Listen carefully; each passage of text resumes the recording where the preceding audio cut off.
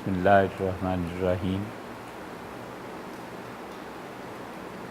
اللہ تعالیٰ کے احسانات میں سے ایک بہت بڑا احسان یہ بھی ہے کہ اس نے روزے فرض فرمائے اور یہ کہا کہ فمن شاہد منکم الشہر، تم میں سے جو آدمی بھی اس مہینے کو پائے فلیصم ہو، اسے چاہیے کہ روزہ رکھے۔ اور اللہ کے قرب کی جو راہ طے ہوتی ہے اس میں روزے کو ایک خاص شان حاصل ہے۔ وہ ایک اعتبار سے بہت نازک ہے اور ایک اعتبار سے اللہ کا قرب جو اس کے ذریعے سے ملتا ہے وہ باقی عبادات سے نہیں ملتا، اور اس کے حقوق کی ادائیگی کے لیے حضرت رسالت پناہ صلی اللہ علیہ وسلم نے مختلف مقامات پر لوگوں کو یہ تنبیہ کی ہے کہ وہ اس روزے کو معمولی چیز نہ سمجھیں، اور اسی لیے مثلاً یہ ارشاد فرمایا ہے کہ جو آدمی جھوٹ نہ چھوڑے والعمل بہ، اور اس جھوٹ پر عمل کرنا بھی نہ چھوڑے، فلیس للہ حاجہ، اللہ کو کوئی ضرورت نہیں ہے اس کے ایسے ناقص روزے کی۔ اور روزہ آپ کبھی غور کریں تو کل جسم سے ادا ہوتا ہے۔ آدمی کو منع کیا گیا کہ وہ روزے کی حالت میں، ویسے بھی مگر روزے کی حالت میں بہرحال اپنے آپ کو لوگوں کو ایذاء اور تکلیف سے بچائے، اور روزہ رکھنے کی وجہ سے وہ کسی پہ برسے نہیں، غصے کا اظہار نہیں کرے، بھوک اور پیاس کی وجہ سے طبیعت میں جو جھنجھلاہٹ پیدا ہوتی ہے اس پہ قابو پائے، آنکھوں کی حفاظت کرے اور کانوں کی حفاظت کرے، اور ہر وہ چیز جو اللہ کی معصیت پر مبنی ہے اس سے اپنے ان اعضاء کو بچائے۔ زبان کا بھی کہا گیا کہ دیکھو زبان کو بھی سنبھال کر استعمال کرنا ہے، اور یہاں تک کہ اگر تم سے روزے کی حالت میں کوئی جھگڑے تو بجائے اس کے کہ تم اس کا کوئی جواب دو، اسے بس سادہ سی بات کہو کہ میں روزے سے۔ اس کا ایک معنی یہ بھی ہے کہ ترکی بترکی جواب دینا یہ کوئی مشکل کام نہیں ہے، لیکن روزہ خود یہ حالت مجھ سے اس بات کا تقاضا کرتی ہے کہ میں اس بےہودگی میں نہ پڑوں۔ آدمی کا حال کبھی کبھی خود اسے احساس دلاتا ہے کہ کیا کام اس کے کرنے کے قابل ہے اور کیا کام اس کے کرنے کے قابل نہیں ہے۔ مثلاً شریعت نے حالت کا تعین کیا کہ کوئی آدمی حج کی ادائیگی کے لیے جائے تو حج کی ادائیگی کے لیے 2 چادریں اس کے جسم پہ ہوں گی اور وہ اس طرح کے مناسک ادا کرے گا۔ اب یہ اس کی حالت خود اس کو بھی احساس ہو اور جو دیکھنے والے ہیں ان کو بھی احساس ہو کہ یہ حالت کس چیز کا تقاضا کرتی ہے۔ مثلاً ان دو چادروں میں کوئی آدمی دیکھے گا تو لا محالہ یہ سمجھے گا کہ یہ اللہ کے گھر کی زیارت کے لیے جا رہا ہے اور خدا کی راہ میں چل رہا ہے، لہٰذا اسے تکلیف نہیں دینی چاہیے۔ اور اسی لیے اللہ تعالیٰ نے سورہ مائدہ کے آغاز میں اس حالت کی طرف توجہ دلائی اور فرمایا وَلَا آمِّينَ الْبَيْتَ الْحَرَامَ، اور جو لوگ اللہ کے گھر کی زیارت کے لیے آتے ہیں دیکھو ان کو تکلیف نہیں دینی۔ ایسے ہی آدمی جس حالت میں ہوتا ہے اس حالت کا کچھ اقتضا ہوتا ہے، کچھ اس کا تقاضا ہوتا ہے، روزہ خود اسے بتاتا ہے، اور روزے کی حالت کہ وہ کلی طور پر عبادت میں۔ اب اور کسی عبادت کو دیکھیں، آدمی اس میں کلی طور پر عبادت میں نہیں ہوتا۔ مثلا نماز ہے تو نماز ایک وقت ہے، بس اس چھوٹے سے وقفے کے لیے، اس وقت کے لیے رہے گا، اور اس سے باہر آئے گا تو پھر وہ حال نہیں رہے گا۔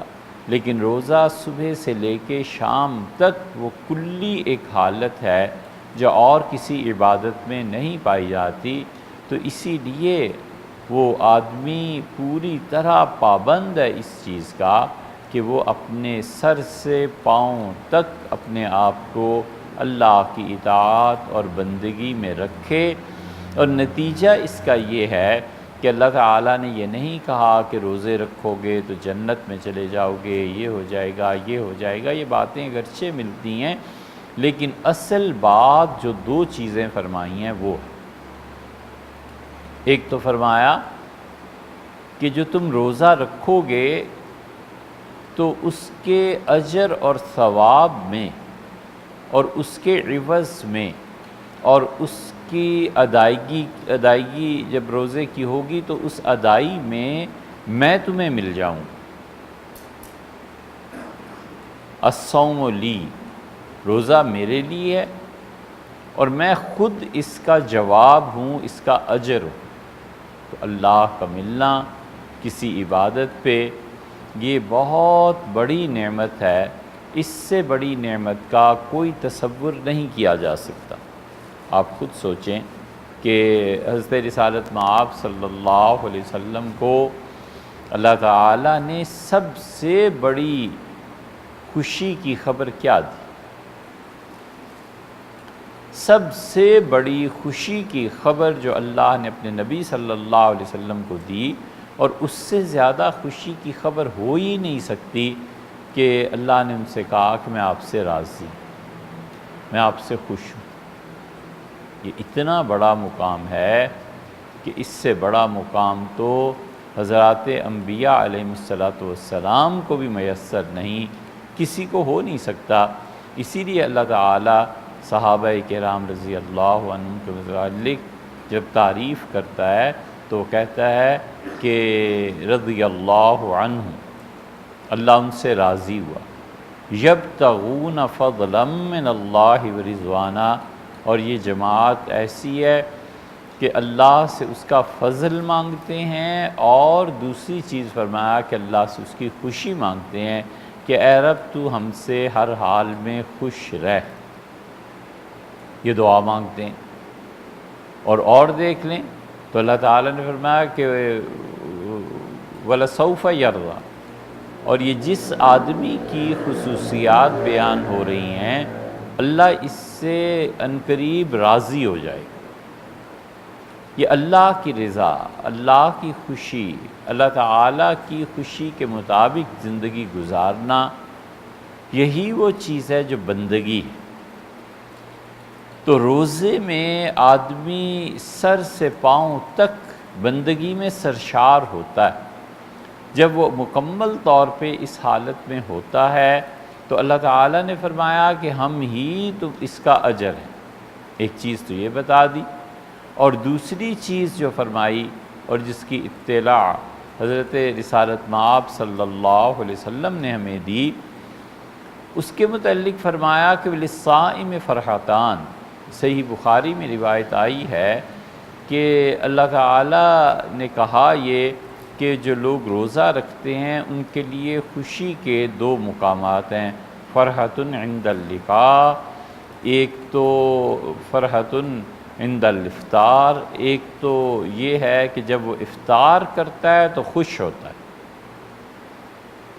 شدید سردی کا روزہ اور افطار کرتے وقت آدمی چائے، کافی، کوئی سوپ، کوئی گرم چیز پیتا ہے، اس سے دیکھیں کیسی خوشی ہوتی ہے۔ اور شدید گرمی کا زمانہ اور آدمی کھاتا کم ہے اور پیتا زیادہ ہے، وہ جو شربت، وہ جو چیز پیتا ہے اس سے کتنی طمانینت کا احساس ہوتا ہے کہ روزے کی ادائی ہے، اور اس کے لیے فرمایا کہ ایک تو اسے خوشی یہ ملتی۔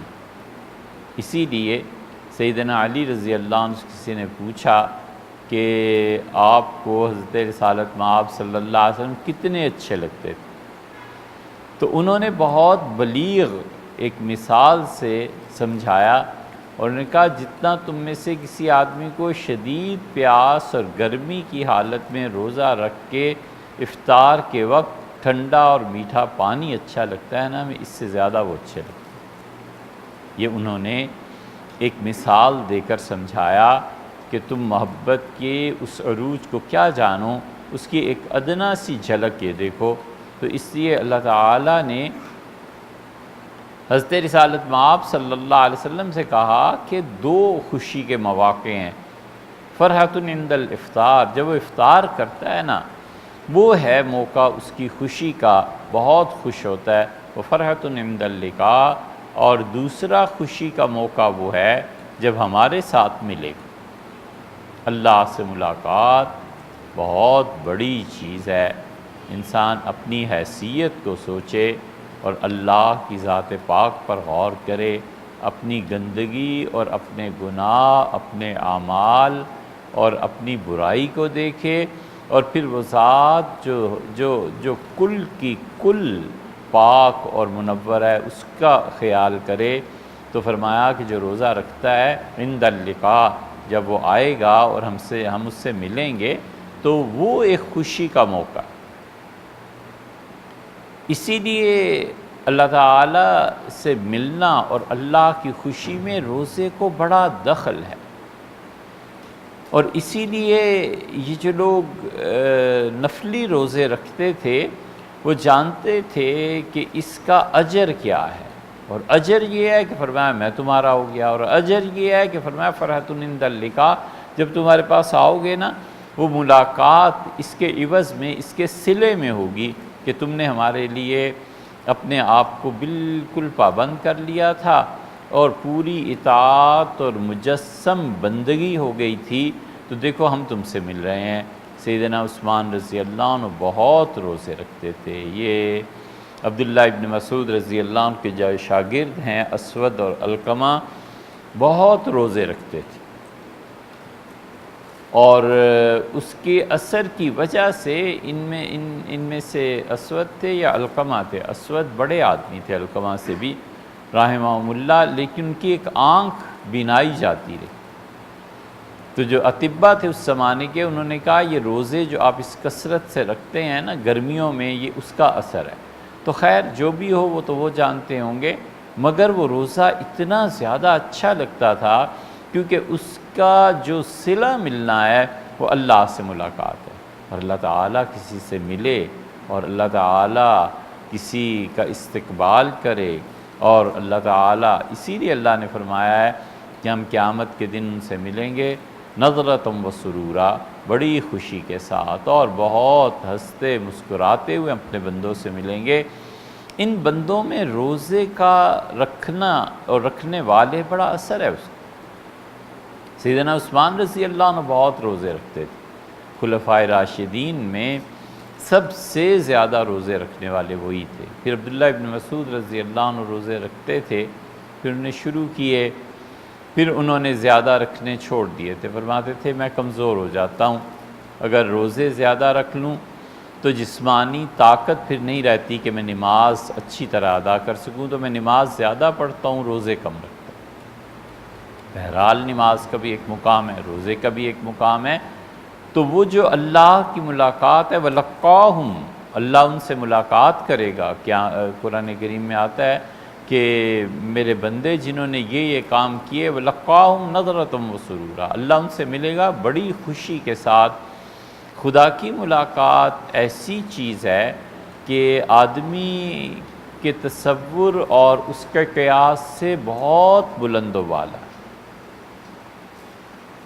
سیدنا عثمان رضی اللہ عنہ نے جس دن شہید ہونا تھا، انہوں نے عربوں کے عام معاشرت کے مطابق جیسے حضور صلی اللہ علیہ وسلم 2 چادریں ہوتی تھیں، انہوں نے بھی ایک چادر باندھ رکھی تھی. اس دن انہوں نے شلوار پہنی. تو ان کی بیوی نے کہا کہ آج کیوں لباس کو تبدیل کر رہے ہیں؟ تو کہنے لگے میں نے آج شہید ہو جانا ہے، اور اس لیے جو لوگ مجھے شہید کریں گے کہیں ایسے نہ ہو کہ میں برہنہ بھی ہو جاؤں. تو اس لیے تو نائلہ رضی اللہ عنہا حیران ہوئی سیدنا عثمان رضی اللہ عنہ کی اہلیہ، اور پوچھا کہ کیسے معلوم ہے؟ تو انہوں نے کہا کہ حضور صلی اللہ علیہ وسلم کی زیارت مجھے ہوئی خواب میں، تو میں نے رسول اللہ صلی اللہ علیہ وسلم سے شکایت کی کہ آپ کی امت نے دیکھیں میرے ساتھ کیا کیا ہے. تو رسول اللہ صلی اللہ علیہ وسلم فرمایا میں جانتا ہوں کہ ان لوگوں نے تمہارے ساتھ کیا کیا ہے، اور عثمان آج تم سب تکالیف سے پریشانیوں سے نجات پا جاؤ گے، اور میں ہوں اور یہ تمہارے 2 پیش رو ہیں، یعنی ابوبکر اور عمر رضی اللہ عنہما کے متعلق کہا، اور فرمایا کہ تم روزہ ہمارے پاس افطار کر لینا، تو جنت پہ ہم تمہارا انتظار کریں گے. وہ اس دن بھی روزے سے. تو اتنا غالب تھا ان بزرگوں. بہت سے اور واقعات آپ کو ایسے ملیں گے جو سارا سال 5 دن کے علاوہ روزہ چھوڑتے ہی نہیں تھے. ایسے بھی تھے جو حضور اقدس صلی اللہ علیہ وسلم نے انہیں کہا تھا عبداللہ بن عمر بن العاص کو، اور عبداللہ بڑے آدمی تھے، یہ رہے ہیں اپنے والد کے ساتھ، اور طرفدار تھے سیدنا علی رضی اللہ عنہ. عمر بن العاص رضی اللہ عنہ کے بیٹے تھے عبداللہ بن عمر بن العاص، اور عبداللہ نے اسلام قبول کیا، بہت جوانی تھی ان کی.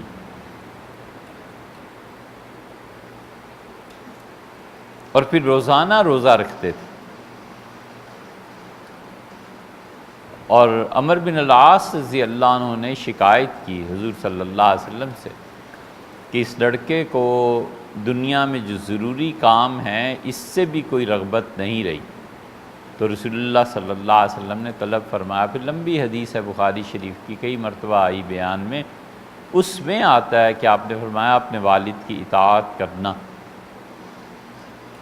تو وہ کھڑے ہوئے تھے سیدنا معاویہ رضی اللہ عنہ کے پرچم تلے، اور کوئی بھی آ کے پوچھتا تھا کہ عبداللہ آپ بتائیں حق کہاں ہے، تو کہتے تھے سیدنا علی رضی اللہ عنہ کے ساتھ. تو حضرت معاویہ رضی اللہ عنہ کو برا لگا. انہوں نے کہا ہماری فوج میں کھڑا ہو کے اور حق ہمارے مخالفین کی طرف سمجھ کے لوگوں کو ادھر بھیج رہا ہے، تمہارا بیٹا کیا کر رہا ہے؟ تو عمر بن العاص رضی اللہ عنہ آئے اور انہوں نے آ کر کہا بیٹے یہ کیا حرکت ہے؟ تو انہوں نے کہا اس لیے کھڑا ہوں کہ آپ ادھر ہیں، رسول اللہ صلی اللہ علیہ وسلم فرمایا تھا نا کہ آپ کی اطاعت کروں، تو میں ان کے کہنے کی وجہ سے آپ کے ساتھ یہاں کھڑا ہوں، اور جہاں تک مسئلے کا تعلق ہے تو حق ادھر ہے.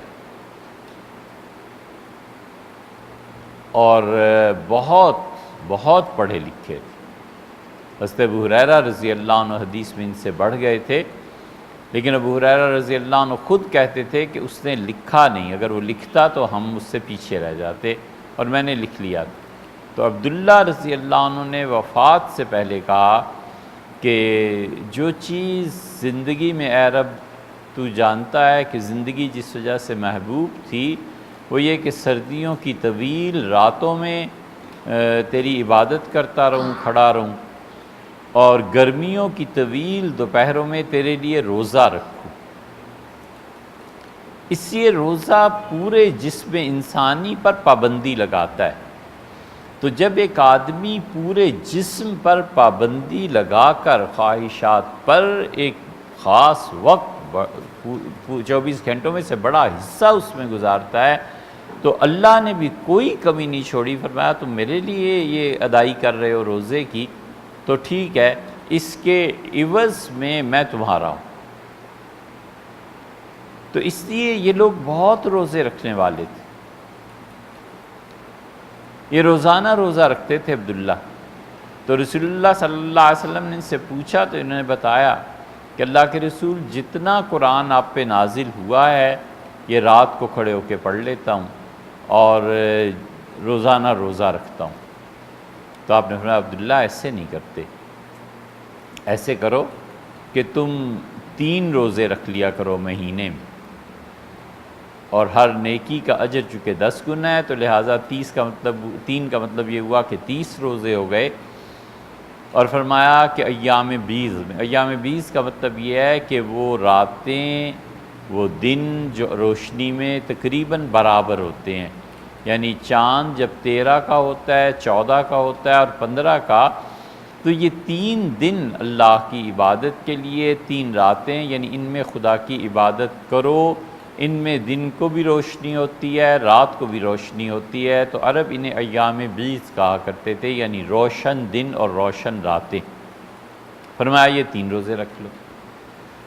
تو انہوں نے کہا کہ عتیق و علی ذالک، اللہ کے رسول اس سے زیادہ کر دیں، مجھ میں اللہ نے صحت دی ہے، قوت دی ہے۔ عمر بن العاص اور ان کے یہ بیٹے عبداللہ، ان کی عمروں میں کل 11 سال کا فرق تھا، 10 سال کے تھے شادی ہو گئی عمر بن العاص رضی اللہ عنہ کی، تو یہ بیٹا ان سے 11 سال چھوٹا تھا کہ اللہ کے رسول بہت طاقت اللہ نے دی ہے، زیادہ کر دیں۔ آپ نے فرمایا اچھا پھر اس طرح کرو کہ تم ہفتے میں 2 روزے رکھ لو، ایک پیر کو، ایک جمعرات۔ فرمایا کہ یہ 2 دن ایسے ہیں جب لوگوں کے ہفتہ بھر کے اعمال اللہ کے سامنے پیش ہوتے ہیں،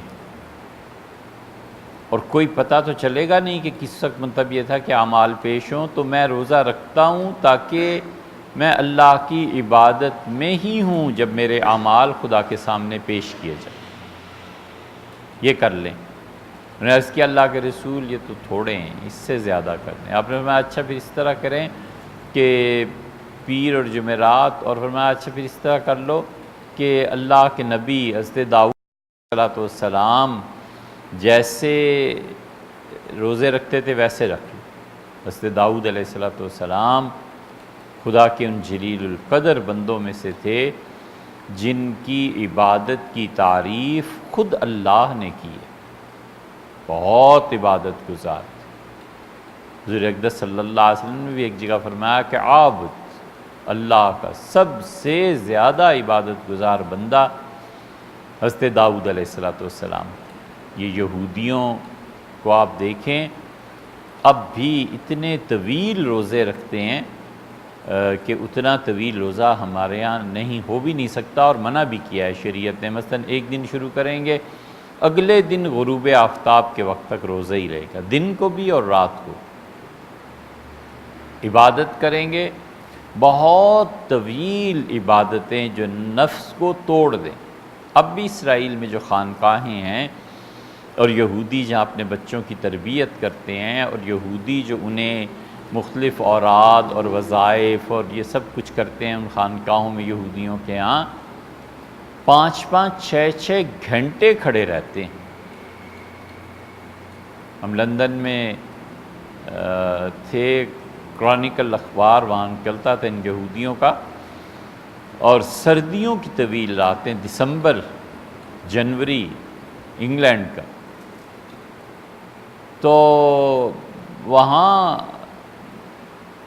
یعنی پردہ ہٹاتے تھے تو بالکل سامنے جو بلڈنگ تھی اس میں یہودی لڑکے اور لڑکیاں کھڑے ہو کے اور کمر پہ ایک پٹکا باندھتے ہیں، وہ باندھ کے عبادت کرتے تھے، اور زنیرہ پٹکا باندھنے والی یعنی عبادت گزار اللہ کی بندی، یہ اسی سے نکلا ہے۔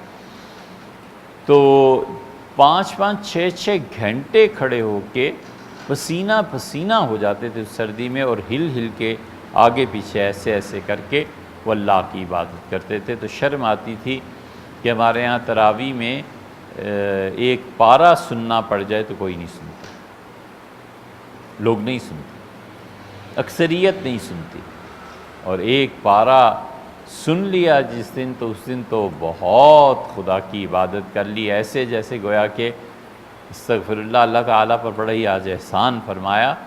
تو یہ جن کو پر لعنتیں بھیجتے ہیں نا یہودیوں پہ، ان میں پوری پوری جماعت ایسی ہے اب تک وہ توراہ پڑھتے ہیں اور عبادت کرتے ہیں۔ قرآن میں بھی آیا ہے سورہ آل عمران میں، اللہ تعالیٰ نے فرمایا یتلون کتاب اللہ، اور یہودیوں میں اب بھی تمہیں ایسے لوگ ملیں گے جو خدا کی کتاب کو پڑھتے ہیں، تو وہ عبادت بھی اتنی طویل کرتے۔ تو فرمایا کہ عبداللہ اس طرح کر لیں، اب حضرت داؤد علیہ السلام جیسا روزہ رکھ لیں۔ تو دریافت کیا، عرض کیا کہ وہ روزہ کیا تھا؟ فرمایا داؤد علیہ السلام ایک دن روزہ رکھتے تھے، ایک دن چھوڑ دیتے تھے، بہت مشکل۔ مسلسل روزے رکھنا آسان ہے، وہ تو پھر روٹین بن گئی کہ صبح صادق سے پہلے کھانا کھا لیا، شام کو کھانا کھا لیا، تو نفس ایک طرح کا عادی ہو جاتا ہے۔ اب ایک دن 3 وقت کھانا اور ایک دن 2 وقت کھانا، ایک دن دیر تک سونا اور ایک رات کو آدھی رات کو اٹھ جانا، یہ مشقت کا کام۔ اس لیے آدمی اللہ کے لیے مشقت کے کام جب شروع کرے نا، پھر اسے چھوڑنا نہیں چاہیے، پھر نبھائے، اللہ اتنا ہی بڑا اجر بھی اسے دے گی۔ قرآن کریم میں آیا ہے رہبانیۃ ابتدعوہا، اور دنیا کو چھوڑ کر جنگل میں چلے جانا، سنیاس اختیار کر لینا، اس کی ادائی کرنا، انہوں نے خود شروع کی تھی۔ ما کتبناہا علیہم، ہم نے نہیں کہا تھا کہ تم یہ سب چھوڑ چھاڑ کے چلے جاؤ۔ اور پھر شکوہ بھی فرمایا ہے کہ فما رعوہا حق رعایتہا، اور اس کو نبھا نہیں سکے جیسے انہیں نبھانا چاہیے تھا، باوفا نہیں ثابت ہوئے۔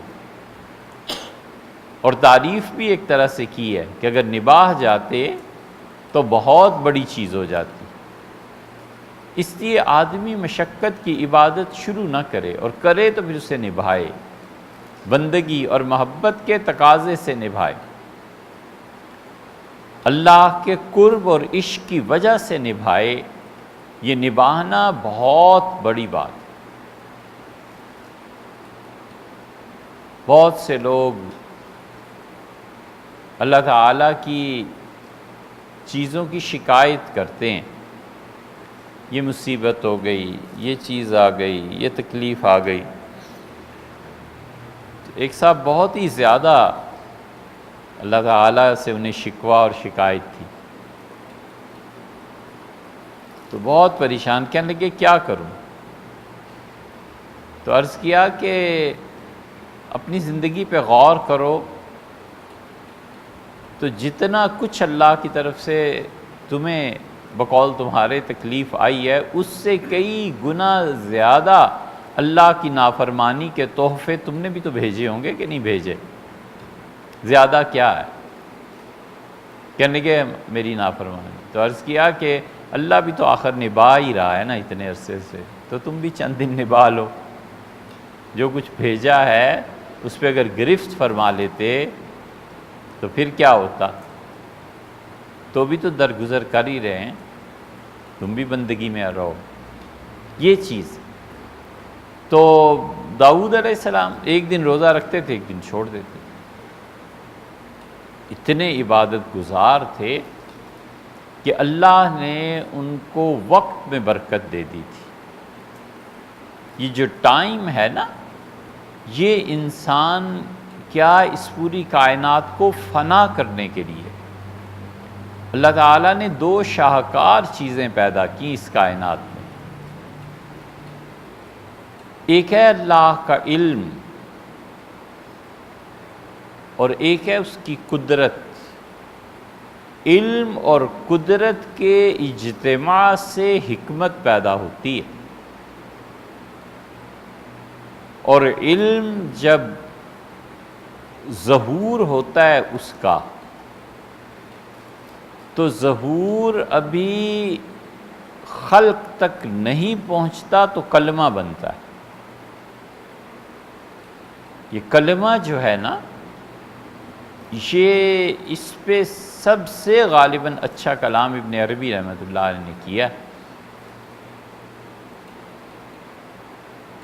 فص آدم، آدم علیہ السلام کا کلمہ کیا تھا؟ موسیٰ علیہ السلام کا۔ آدم سے مراد سیدنا آدم علیہ السلام ہی نہیں ہے، پوری جو کائنات خدا نے بنائی تو جو پہلی حرکت باری تعالیٰ کی طرف سے ہوئی اس کا نام وقت ہے، وہ ٹائم ہے۔ ٹائم پیدا ہوا اور اس کے بعد شاہکار اللہ نے اپنی مخلوق میں بنایا تو انسان، بیسٹ پاسبل کریشن یہ انسان، اور دونوں کو دو پولز پہ لگا دیا۔ اس کو سکھایا کہ تم جد و جہد کرو گے، جو چیزیں ہم نے پیدا کی ہیں، جو کائنات ہے، اس کو فنا کرنا ہے، ختم کرنا ہے، مٹا دینا ہے۔ ٹائم شروع ہو گیا اور اس کا انجام بھی ہو جائے گا۔ مثلاً انسان اس کی زد میں آ گیا، ہاتھی کی عمر زیادہ ہوتی ہے تو ایک دن تو وہ بھی مر جائے گا۔ پھر پہاڑ ہیں، توڑ پھوڑ کا شکار ہیں، پانی ہے، خشک ہو جاتا ہے، ایک لمحے کی زندگی ہوتی ہے، ایک دن کی زندگی ہوتی ہے، لاروا ہے، یہ چیزیں ہیں، کیا کیا باٹنی اور زالوجی میں پڑھاتے ہیں۔ یہ سب زندگی کا ظہور اور زندگی کا عدم ہے، اور انسان دو عدموں کے درمیان ہے۔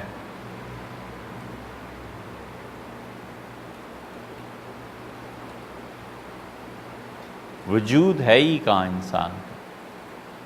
ایک عدم وہ ہے جہاں سے آیا ہے، کچھ نہیں تھا، لم یکن شیئا مذکورا۔ اللہ نے کہا اس قابل بھی نہیں تھا کہ اس کا کوئی ذکر کرتا، اتنا ناپاک ہے، بنیادی طور پہ پیدا کیا گیا ہے اتنی ناپاک چیزوں سے کہ لم یکن شیئا مذکورا، یہ تو بات کرنے کے قابل نہیں۔ ہم نے اسے ہدایت دی، اما شاکرن، اور اس ہدایت کے نتیجے میں یا تو شکر کرتا ہے، اما کفورا، اور یا کافر ہو جاتا ہے۔ اللہ اگر ارادہ کر لے دو چیزوں کا تو اللہ کے ارادے کو کون ٹال سکتا ہے؟ دونوں چیزوں سے ہمیشہ اللہ کی پناہ مانگنی چاہیے۔ افطار کے وقت، سحر کے وقت کوشش کرنی چاہیے، جو قبولیت کے اوقات ہیں نا، ان میں خاص طور پہ اللہ سے مانگنا چاہیے کہ اللہ میں کہیں ضائع نہ ہو جاؤں۔ خدا جب ضائع کرنے پہ آ جائے نا تو پھر کچھ پیش نہیں چلتا،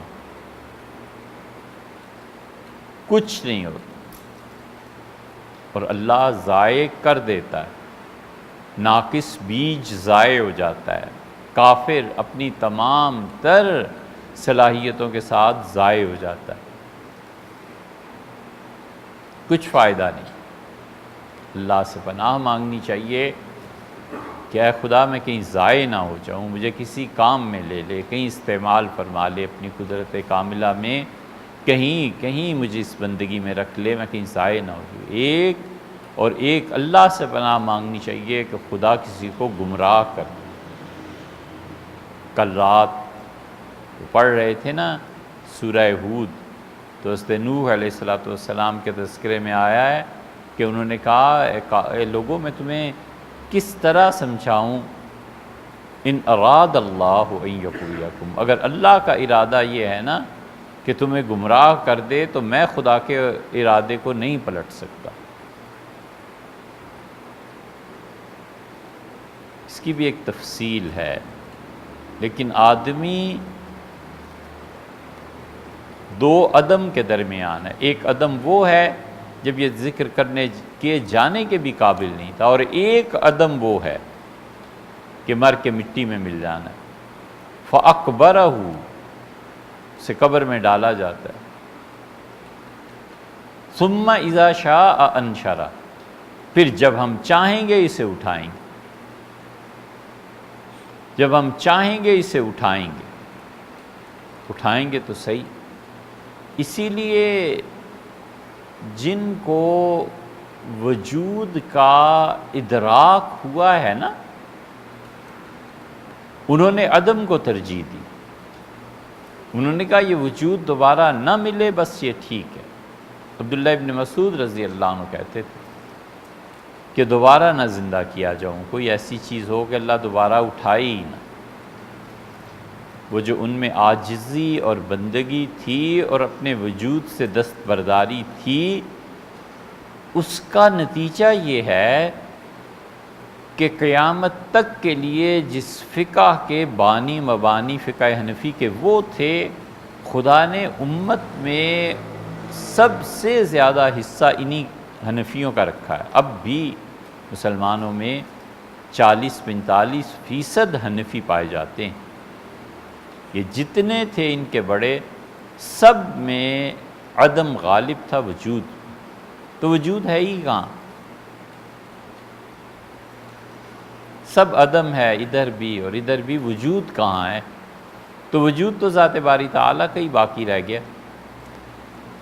یہ وجود کی وحدت، اس پہ جو ابن عربی رحمۃ اللہ علیہ زور دیتے ہیں نا، اور باقی صوفیہ، وہ ان حقائق تک پہنچے تھے کہ اللہ نے ٹائم کو پیدا کیا اور اسے فنا میں لگا دیا، انسان کو پیدا کیا اور اسے بقا کی جد و جہد میں لگا دیا کہ تم اپنے آپ کو باقی رکھنے کی کوشش کرو۔ ٹائم چلتا ہے، وہ فنا کرتا چلا جاتا ہے، پیستا چلا جاتا ہے، ایک دن آ جائے گا زمین آسمان سب ختم ہو جائیں گے۔ زمانے سے تو باہر کوئی چیز نہیں نکلی نا، زمانے میں ہی ہے۔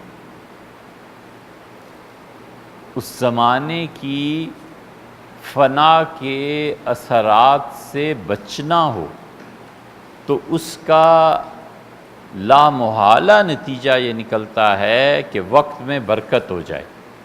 وقت جو فنا کرنا چاہتا تھا، اس فنا کی بجائے برکت آ جائے، اس کی فنائیت رک جائے۔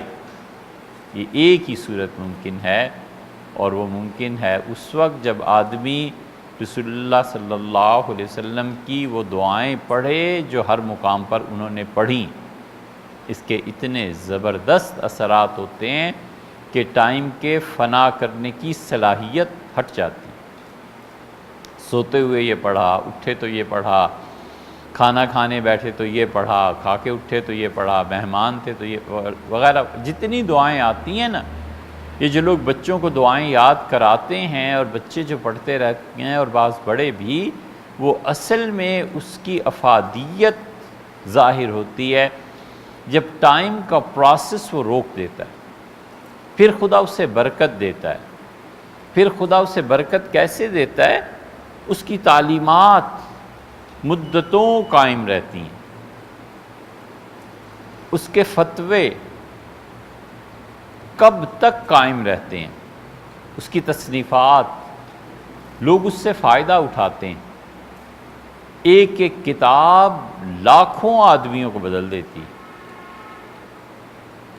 آپ کو اتفاق ہو یا اختلاف ہو، وہ اپنی جگہ پہ الگ بات ہے، فقہی مسائل اپنی جگہ پہ، لیکن یہ ایک کتاب جو شیخ نے لکھی تبلیغی نصاب، اس ایک کتاب نے لاکھوں آدمیوں کی زندگی کو تبدیل کر دیا۔ تبلیغ میں جا کے لوگ لگے اور لاکھوں آدمیوں میں تبدیلی آئی۔ وہ وجہ یہ ہے کہ وقت کی فنا کی جو صلاحیت تھی، ان دعاؤں نے روک دیا اسے، اور اس ایک ہستی سے اللہ نے اتنا کہا۔ حضرت شیخ عبدالقادر جیلانی رحمۃ اللہ علیہ کو دیکھیں، ان کی چیزیں پڑھیں تو انہوں نے برملا اس بات کا اظہار کیا ہے کہ میں وقت کی فنا سے بلندتر اللہ نے مجھے اٹھا لیا۔ حضرت مجدد رحمۃ اللہ نے لکھا ہے مکتوبات میں کہ میں نے اللہ تعالیٰ سے دعا مانگی تھی کہ مجھے وہ مقام اپنے قرب کا دیں جو آپ نے شیخ عبدالقادر جیلانی رحمۃ اللہ علیہ کو دیا تھا، تو پھر مجھے ایک دن کہا گیا کہ تم اس مقام پہ پہنچ گئے ہو، ہم نے عطا فرمایا۔ یہ اللہ کی عطا ایسے ہی ہوتی ہے۔ لوگوں کو اس پہ بڑا اشکال ہوتا ہے کہ یہ کیا ہوتا ہے، یہ مقامات کیسے ملتے ہیں۔ حدیث میں بھی تو آیا ہے، اب وہاں کیا کرنا ہے؟ رسول اللہ صلی اللہ علیہ وسلم ہستے مہدی اپنے ظہور سے ایک رات پہلے تک عام آدمیوں کی طرح ہوں گے۔ ایک رات میں انہیں اتنی ترقی اللہ کے قرب میں دی جائے گی کہ وہ مدینہ منورہ سے بھاگیں گے اور مکہ مکرمہ پہنچیں گے، اور پہنچ کے وہ طواف کر رہے ہوں گے تو اس وقت کہا جائے گا کہ یہ مہدی ہیں اور ان کی بیعت کرو۔ وہ ایک رات کا ہی قصہ ہے۔ کاغذ ایک لمحے میں جل کے راکھ ہو جاتا ہے، ایسی تبدیلی آتی ہے کہ دوبارہ اس سے کاغذ اب بن نہیں سکتا۔ اسی طرح اللہ کی تجلیات کا جو ظہور ہوتا ہے نا، وہ اتنا شدید ہوتا ہے کہ آدمی وہ رہتے ہی نہیں جو پہلے تھا، وہ بالکل کایا پلٹ جاتی۔ تو اس سے داؤد علیہ السلام ان کو ٹائم ٹریولنگ تھی ان کی۔ صحیح بخاری میں آیا ہے کہ وہ اپنے نوکر سے کہتے تھے، اپنے غلام سے، کہ زین کسو اور گھوڑے کو تیار کرو۔ تو پھر وہ گھوڑے پر بیٹھتے تھے، ایک رکاب میں پاؤں رکھتے تھے اور دوسرے رکاب میں پاؤں رکھنے کے درمیان جو وقفہ تھا، اس میں وہ زبور پڑھ لیتے تھے۔ وہ گھوڑے پہ بیٹھتے تھے، بس اتنی دیر میں زبور پڑھ لیتے تھے۔ یہ ٹائم میں جو وسعت دی جاتی ہے، یہ برکات ہوتی ہیں جب آدمی ان دعاؤں کو پڑھنا شروع کر دیتا ہے جو رسول اللہ صلی اللہ علیہ وسلم نے اس کو کہی ہیں، سکھائی ہیں۔ نیند نہیں آتی، یہ بہت بڑے بڑے لوگوں کو مرض ہو جاتا ہے، اور اس میں بھی اللہ کی بڑی حکمتیں ہیں۔ خالد ابن ولید رضی اللہ عنہ کو نہیں آتی تھی نیند، تو رسول اللہ صلی اللہ علیہ وسلم نے دعا سکھائی تھی کہ یہ پڑھ لیا کرو۔ ایسے ہی اٹھنے پہ، بیداری پہ یہ پڑھ لیا کرو۔ بہت چیزیں آئی ہیں حدیث میں، آپ کی نظر سے بھی ممکن ہے گزری ہوں۔ تو یہ جو ٹائم فنائیت کی طرف جاتا ہے انسان کی طرف سے، اس کا انسان بقا کے لیے جد و جہد کرتا ہے، اور یہ جو وقت میں قابو پا لیتا ہے نا، اس کے اثرات بہت گہرے ہوتے ہیں۔ تمت کلمت ربک، اور تیرے پروردگار کا کلمہ پورا ہوا۔ یہ کلمہ کیا چیز ہے؟ قرآن کریم میں آیا ہے، حضور اقدس صلی اللہ علیہ وسلم نے خندق میں، وہ پتھر نہیں ٹوٹ رہا تھا، صحابہ کرام رضی اللہ عنہم آئے اور کہا اللہ کے رسول پتھر نہیں ٹوٹ رہا، اور یہ راستہ بن سکتا تھا نا، مشرکین مکہ اسی پہ پاؤں رکھ کے خندق کراس کر کے ادھر کو آ جاتے، تو گیپ بنانا ضروری تھا اتنا۔ تو آپ آئے اور آپ نے اس پتھر پہ ایک پھاوڑا مارا، اور جب مارا تو اس سے چنگاریاں نکلیں، تو آپ نے کہا کہ تمت کلمت ربک، تمہارے پروردگار کی بات پوری ہو کر رہے گی، اس کا کلمہ پورا ہو، صدقم وعدلہ، سچائی کے ساتھ اور انصاف کے ساتھ۔ اور آپ نے کہا دیکھو یہ جو چنگاریاں نکلی ہیں نا، ان کی روشنی میں نے ایران کے بادشاہ کا محل دیکھا ہے، اور ٹکڑے ٹکڑے ہو گیا، تم سے لے لو۔ تو منافقین نے مذاق اڑایا، انہوں نے کہا پیٹ پہ پتھر باندھے ہوئے ہیں فاقے کی وجہ سے، اور سوج رہی ہے انہیں ایران کے محل کی۔ یہ بہت مرتبہ اللہ تعالیٰ دکھاتا ہے ایسی چیزیں کہ انسان اپنی محدود عقل سے جو اندازے لگاتا ہے، خدا کی قدرت ان اندازوں کو غلط ثابت کر دیتی۔ یہ عقل میں بڑی مصیبت ہے۔ عقل کی سب سے بڑی مصیبت اور عذاب یہ ہے کہ جتنا علم اسے چاہیے وہ ہے نہیں۔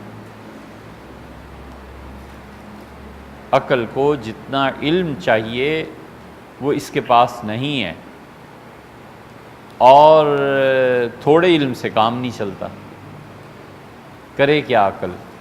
زیادہ علم ہے نہیں اور تھوڑے سے کام نہ چلے تو کرے کیا پھر وہ تخمین، اندازہ، یہ چیز، پھر وہ جب نہیں مانتی تو پھر وہ اطاعت بھی نہیں کرتی۔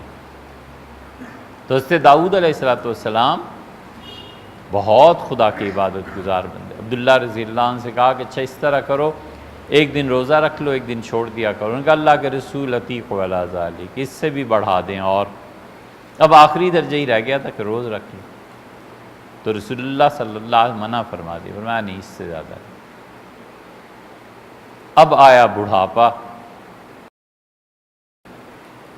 ساری زندگی وہ یہی کرتے رہے، ایک روزہ رکھتے تھے، ایک افطار، ایک رکھا پھر افطار کر دیا۔ اب اللہ کا قرب، اب موت، اس کی طرف چلنا، عمر کا ختم ہونا، یہ سب چیزوں کا احساس، اور یہ بھی احساس کہ پوری زندگی جس طرح روزے کیے ہیں، رکھے ہیں، اب چھوڑوں کیسے؟ تو پھر کیا کرتے تھے؟ ناغے گن لیتے تھے کہ اچھا اس مرتبہ میں نے 2 دن روزہ نہیں رکھا، ایک تو چھٹی تھی پہلے ہی، ایک اور نہیں رکھا گیا، پھر اگلے ہفتے وہ مسلسل روزے رکھ لیتے تھے، قضا پوری کر لیتے تھے ایک طرح سے۔ قضا ایسے تو نہیں جو شرعاً قضا ہے، لیکن وہ جو ان کی طبیعت میں تھا اس کی قضا پوری کر لیتے تھے۔ تو یہ وہ لوگ تھے جو کثرت سے روزے رکھتے رہتے تھے۔ ہماری سوسائٹی میں رواج ہی نہیں رہا پیر کو اور جمعرات کو روزہ رکھنے کا۔ یہاں جو بچے ہیں ہم انہیں بہت کہتے رہتے ہیں اور رکھتے بھی ہیں الحمدللہ، ہم کہتے ہیں اسے اپنی طبیعت میں شامل کرو کہ پیر اور جمعرات 2 دن روزہ رکھنا ہے، روزے سے رہنا ہے۔ عربوں کے ہاں آپ دیکھیں ان کی تربیت میں یہ شامل ہے۔ حرمین شریفین میں آپ دیکھیں پیر کو اور جمعرات کے دن دسترخوان بچھاتے ہیں، پکڑ پکڑ کر لے جا رہے ہوتے ہیں لوگوں کو کہ آؤ اور میرے دسترخوان پہ افطار کرو۔ اور وجہ اس کی بنیادی طور پہ ایک یہ بھی ہے کہ حضور صلی اللہ علیہ وسلم نے فرمایا جس کو تم نے افطار کرایا اس کا اجر اللہ تمہیں دے گا اسی جیسا جیسے اس نے روزہ رکھا ہے، اور اس میں سے کوئی کمی نہیں کرے گا، یعنی جتنا اجر اسے مل رہا ہے اتنا ہی اجر تمہیں بھی مل رہا ہے۔ لوگوں کو اشکال پیش آتا ہے، عقل کو، اس کی مصیبت یہ ہے کہ ہمیشہ سوالات اٹھاتی ہے، ہمیشہ جستجو، اور خوبی بھی یہی ہے، علم بھی بڑھتا ہے کہ اس نے تو سارا دن بھوکا رہ کے روزہ رکھا، بھوک برداشت کی، اس کو ایک گلاس پانی اور ایک کھجور کے ٹکڑے پہ اتنا ہی ثواب کیوں دے دیا؟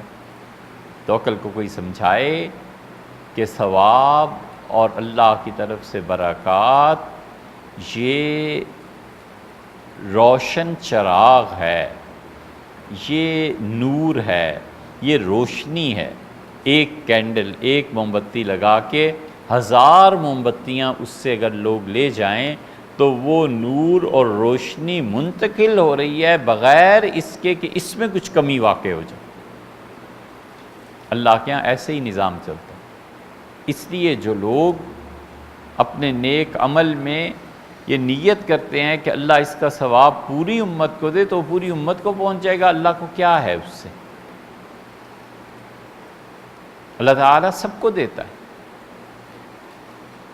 وہ ایک کینڈل لائٹ ہے، اس سے آگے لائٹس چل رہی ہیں۔ تو حضرت عبداللہ بہت روزے، یہ سارے لوگ بہت زیادہ روزے رکھتے تھے، اس لیے کہ دونوں چیزیں ہیں، فرحۃ عند اللقاء، کہ جس دن تم آؤ گے نا ہمارے ساتھ ملاقات ہوگی، اس دن تمہیں پتہ چلے گا کہ تمہارا روزہ رکھنا کتنی بڑی چیز تھی۔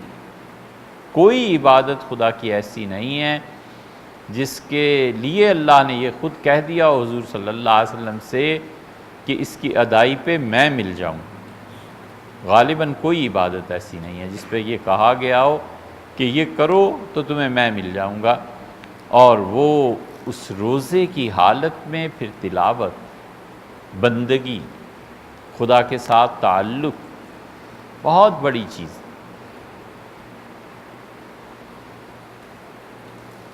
جو چیز روزے سے حاصل ہوتی ہے نا وہ تزکیہ نفس ہے، اور تزکیہ اپنے نفس کا کرنا یہ شریعت کے مقاصد میں سے ایک ہے۔ جتنے مقاصد شرعیہ متعین کیے جاتے ہیں، اس مقاصد شرعیہ کے عنوان سے جن لوگوں نے کتابیں لکھی ہیں بڑے ذہین لوگ تھے، بہت ذہین تھے، معمولی آدمی تھوڑا ہی تھے۔ شیخ الاسلام ابن تیمیہ رحمۃ اللہ علیہ، ابن قیم، شاطبی۔ ایک شاطبی وہ ہیں جو امام ہیں قرات کے، یہ نہیں، ایک دوسرے شاطبی تھے رحمہ اللہ۔ شاطبہ ایک گاؤں، ایک قصبہ تھا اسپین میں، اور اس کی نسبت سے جو علماء آئے وہ شاطبی کہلاتے تھے۔ شاطبی نے جو کچھ لکھا ہے وہ، اور اسی طرح پھر ہمارے حضرت شاہ ولی اللہ رحمۃ اللہ نے جو کچھ لکھا، شاہ ولی اللہ رحمۃ اللہ علیہ اس درجے کے آدمی تھے کہ انہوں نے ورلڈ آرڈر لکھا ہے۔ امریکنز نے ورلڈ آرڈر جاری کیا تھا۔ ورلڈ آرڈر کا مطلب یہ ہے کہ وہ امر جس کی پابندی دنیا کے ہر فرد کے لیے لازم ہے، نیریٹو، یہ ہوتا ہے ورلڈ آرڈر کا مطلب۔ ہمارے بچے ان لفظوں کو جانتے ہیں، اس کے معانی کو نہیں سمجھتے۔ ورلڈ آرڈر ہے کہ جنسی امتیازات ختم کیے جائیں۔ امریکہ نے کہا ورلڈ آرڈر ہے کہ عورت اور مرد برابر گنے جائیں گے۔ ورلڈ آرڈر ہے کہ کالے اور گورے کی تمیز مٹا دی جائے۔ دنیا کے ہر فرد پر اس کی اطاعت ضروری ہے، اور جو قوم، جو ملک ان چیزوں کو نہیں مانے گا ہم اسے ختم کر دیں گے۔ اسی لیے بڑے واضح، بڑے صاف اپنے عزائم میں ہلری کلنٹن نے کہا کہ ہم دنیا میں ہر اس نظام کو ختم کریں گے جہاں عورتوں کی گواہی آدھی اور وراثت میں گہرا حصہ ملتا ہے۔ ورلڈ آرڈر، ہم نے دنیا میں ہر اس سسٹم سے ٹکرانا ہے۔ اسلام کا بھی ورلڈ آرڈر تھا، اور وہ ورلڈ آرڈر یہ تھا کہ دنیا کے تمام نظام جو وحی سے بغاوت کرتے ہیں وہ تمام نظام یا تو ختم کیے جائیں، یا یہ کہ ان نظاموں کے حاملین ہماری طاقت اور غلبے سے نیچے رہیں گے۔ یہ ہے جہاد، بس یہ ہے ساری چیز، کہ وہی ورلڈ آرڈر ہے۔ جو لوگ اسے نہیں مانتے وہ یا تو اسے مانیں، نہیں مانتے تو پھر وہ ہمارے نیچے رہیں گے۔ ان کو یہ حیثیت نہیں دی جا سکتی کہ وحی کے نظام کو ختم کر دیں۔ اسی لیے یہ جو لوگ کہتے ہیں نا کہ یہ لوگ کیوں اٹھے، کیوں گئے ایران، سارے لوگ آرام سے زندگیاں بسر کر رہے تھے، بھی تمہیں کیا پڑی تھی جانے کی؟ خلافت راشدہ میں کیوں توسیع ہوئی؟ افریقہ میں کیوں مسلمان چلے گئے؟ مشرق و مغرب کو بالکل ہلچل مچا دی۔ یہ وہ ورلڈ آرڈر تھا۔ اس ورلڈ آرڈر میں یہ بات شامل تھی کہ رشتوں کے، یہ اس کی مثال ہے کہ رشتوں کے تقدس کو بحال رکھا جائے گا۔ ماں ماں ہے، بیٹا بیٹا ہے، شوہر اور بیوی ہیں، بہن اور بھائی ہیں، ان رشتوں میں جو پاکیزگی پائی جاتی ہے اس کو قائم رکھا جائے گا۔ یہ ورلڈ آرڈر تھا۔ سیدنا عمر رضی اللہ عنہ کو پتہ چلا کہ ایران میں بہن بھائیوں کی شادیاں ہوتی ہیں، تو انہوں نے حضرت سعد رضی اللہ عنہ کو خط لکھا کہ سعد ان سے غافل نہ ہو جانا، انہیں کہو اس رسم کو ختم کریں، اور اگر یہ نہ مانے تو ان کے ساتھ لڑائی کرنی ہے، پھر جہاد کرنا ہے۔ یہ ورلڈ آرڈر نے تقدس دیا تھا نا، اس کو نافذ کرنا۔ ورلڈ آرڈر نے بتایا تھا کہ ہر وہ چیز جو انسانی عقل کو زائل کرتی ہے اس چیز پہ پابندی لگنی۔ ہم انسانوں کی عقل کو زائل نہیں ہونے دیں گے۔ اسلام نے بنیادی طور پہ جو ورلڈ آرڈر دنیا کو دیا تھا، اس نے کہا تھا کہ ہر آدمی کی عقل کی حفاظت کی جائے گی، ہر آدمی کے نسب کی حفاظت کی جائے گی، ہر آدمی کی عزت کی حفاظت کی جائے گی۔ 5 چیزیں اسلام نے کہا یہ ورلڈ آرڈر ہے، جو نہیں مانتا یا تو پھر ہمارے نیچے رہے گا، اور اگر وہ مان گیا تو بس ٹھیک ہے، پھر ہم بھی اسے مانتے ہیں۔ اس میں سے بنیادی چیز یہ تھی کہ نسب ہر آدمی کا محفوظ ہونا چاہیے۔ یہ کوئی طریقہ نہیں ہے کہ کسی کے باپ کا پتہ نہ چلے۔ اور یہاں ورلڈ آرڈر ہی ہے کہ اگر دونوں آپس میں رضامند ہیں تو جبر نہیں ہونا چاہیے، باقی جو مرضی کرو۔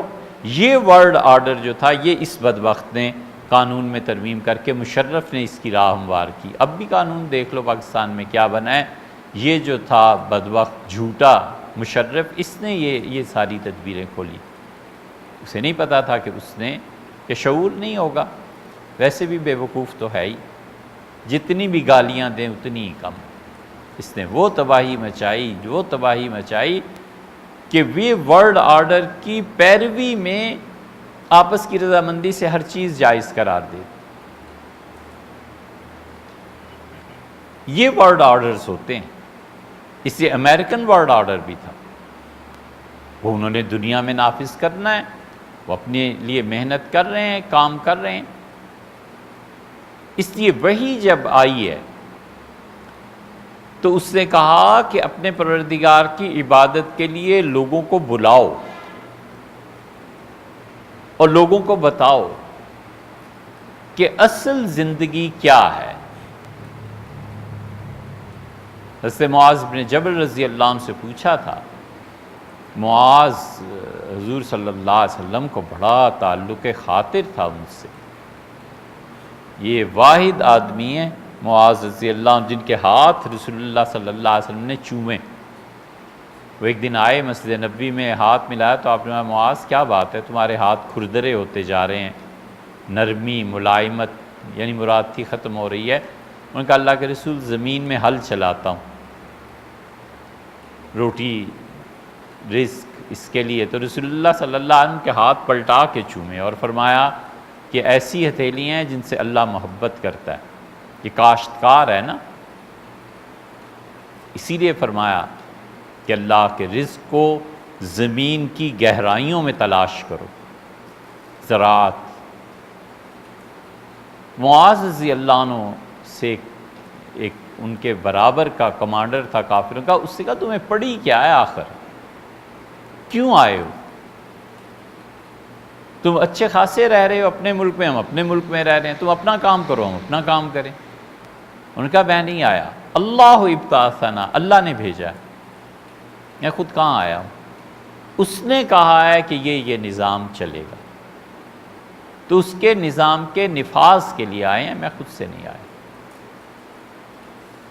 یہ وہ ورلڈ آرڈر ہے جو شاہ ولی اللہ رحمۃ اللہ علیہ اس درجے کے آدمی تھے کہ اگر امت میں ریسیپٹنس ہوتی، جذب کرنے کی صلاحیت ہوتی، اور امت میں کوئی رمق باقی رہ گئی ہوتی، تو شاہ ولی اللہ رحمۃ اللہ علیہ نے ورلڈ آرڈر مرتب کیا ہے۔ ان کی حکمتیں، ان کی کتابوں کو پڑھیں تو پتہ چلتا ہے۔ یہ شبلی جیسے آدمی نے لکھا ہے، حالانکہ وہ خود کتنے زیرک اور دانا تھے۔ شبلی نے لکھا ہے کہ حیرت ہوتی ہے کہ دلی میں ایسا آدمی پیدا کہاں سے ہو گیا۔ یہ سوچ، یہ فکر، اصل چیز انسان کو جو بدلتی ہے یا تباہ کرتی ہے وہ سوچ ہے، فکر ہے۔ آدمی سب کچھ وہی ہے جو سوچتا ہے۔ مغرور آدمی سوچتا رہتا ہے نا، میں ایسا، میری طاقت ایسی، تو دیکھو اس کی آہستہ آہستہ چال تک بدل جاتی، اس میں سے بھی غرور ٹپکتا ہے۔ اور عاجز آدمی اللہ کے معاملے میں سوچتا رہتا ہے کہ میں کچھ نہیں، میرا وجود کچھ نہیں، تو ایک دن اتنا غلبہ اس فنائیت کا ہوتا ہے کہ لوگ دیکھ کے پہچان جاتے ہیں کہ یہ کہاں سے آ رہا ہے۔ یہ دیکھو عاجز، یہ دیکھو کس طرح جب بات ہوتی ہے تو پتہ چلتا ہے کہ یہ آدمی کس بلندی پہ فائز۔ یہ چیزیں ہوتی ہیں۔ شاہ ولی اللہ رحمۃ اللہ علیہ پچھلے 300 سال میں اگر کسی پہ عالم دین ہونے کی شرائط پوری اترتی ہیں تو یہ واحد ہستی، باقی ہر جگہ کچھ نہ کچھ جھول ہے۔ شاہ صاحب رحمۃ اللہ علیہ اتنے بڑے آدمی تھے، اسی لیے انہوں نے کہا کیا عمر ہوگی ان کی، 20-22 سال کے ہوں گے۔ وہ کہتے تھے میں جب روضہ مبارک پہ حاضر ہوا تو حضور اقدس صلی اللہ علیہ وسلم کی روح مبارکہ میرا استقبال انہوں نے کیا، مجھ سے ملے اور مجھ سے فرمایا کہ ہم تمہیں زمانے کا امام مقرر کر رہے ہیں۔ مجھ سے فرمایا کہ آئندہ میری امت وہ تم سے فائدہ اٹھائے گی، آئندہ آنے والے ٹائم کی امامت میں تمہیں دے رہا۔ یہ دعوے بہت سے لوگوں نے کیے، کھپ گئے، مر گئے، جھوٹے، کوئی جانتا بھی نہیں۔ لیکن شاہ صاحب رحمۃ اللہ علیہ 1761، 18، 19، اب دیکھ لو 250 سال ہو گئے ہیں اور اب بھی ان کا ذکر، ان کی کتابیں، ابھی تو ان کی ساری کتابیں چھپی نہیں۔ ہم ایسے نالائق ہیں، ہمیں اپنا ماتم بھی کرنا چاہیے، موت سے پہلے مر جانا چاہیے۔ ہم اتنے نالائق ہیں کہ شاہ ولی اللہ محدث دہلوی رحمۃ اللہ علیہ کی ساری کتابیں بھی نہیں چھپی، پڑھتے ہی کوئی نہیں۔ دکاندار کہتا ہے تاجر کے مارکیٹ میں وہ کتاب رکھیں جس کو لوگ خریدیں، لوگ پڑھتے نہیں، تو کیوں لائیں مارکیٹ میں؟ ان کی پرشین کی کتنی بکس ہیں، نہیں جو چھپ بھی گئی تھیں، بہت قدیم ہو گیا، بہت زمانہ گزر، 200 سال گزر گئے، کچھ بھی نہیں۔ پریس اس وقت آ گیا۔ حضرت شاہ عبدالعزیز صاحب محدث دہلوی رحمۃ اللہ علیہ نے ایک جگہ لکھا ہے کہ میں نے اپنے والد کی کتابیں فلاں پریس میں بھیجی ہیں چھپنے کی خاطر کہ والد کی چیزیں چھپ جائیں۔ ہمارے ہاں اب تک یہ شعور ہی نہیں ہے، اچھے پڑھے لکھے پی ایچ ڈی پروفیسرز اور چیئر پرسنز کو شعور نہیں ہے کہ اپنے 2-4 شاگردوں کو لگا دیں کہ یار شاہ ولی اللہ کی کتابوں کی ایک فہرست بناؤ، کہاں ہیں اس کے نسخے یونیورسٹی میں لاؤ، چلو اس کو چھپنے کے لیے کچھ کرتے ہیں، کچھ کوشش کرتے ہیں، شعور ہی نہیں۔ ورڈ آرڈر شاہ صاحب نے لکھا تھا رحمۃ اللہ علیہ، اور اگر لوگ اس کو مانتے تو یہ ذلت نہ دیکھنی پڑتی، یہ چیزیں نہ دیکھنی پڑتی۔ یہ اس طرح کی چیزیں ہیں۔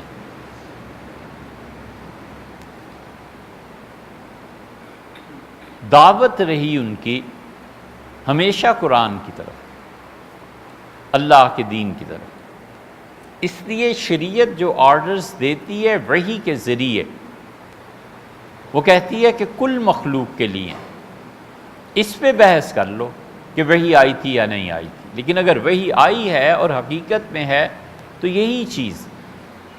اس لیے رمضان میں جو قرآن کریم کی تلاوت پر زور دیا گیا نا، اور اللہ نے کہا شہر اس مہینے میں رمضان الذی انزل فیہ القرآن، یہ رمضان کا مہینہ ہے جس میں ہم نے قرآن کو نازل کیا۔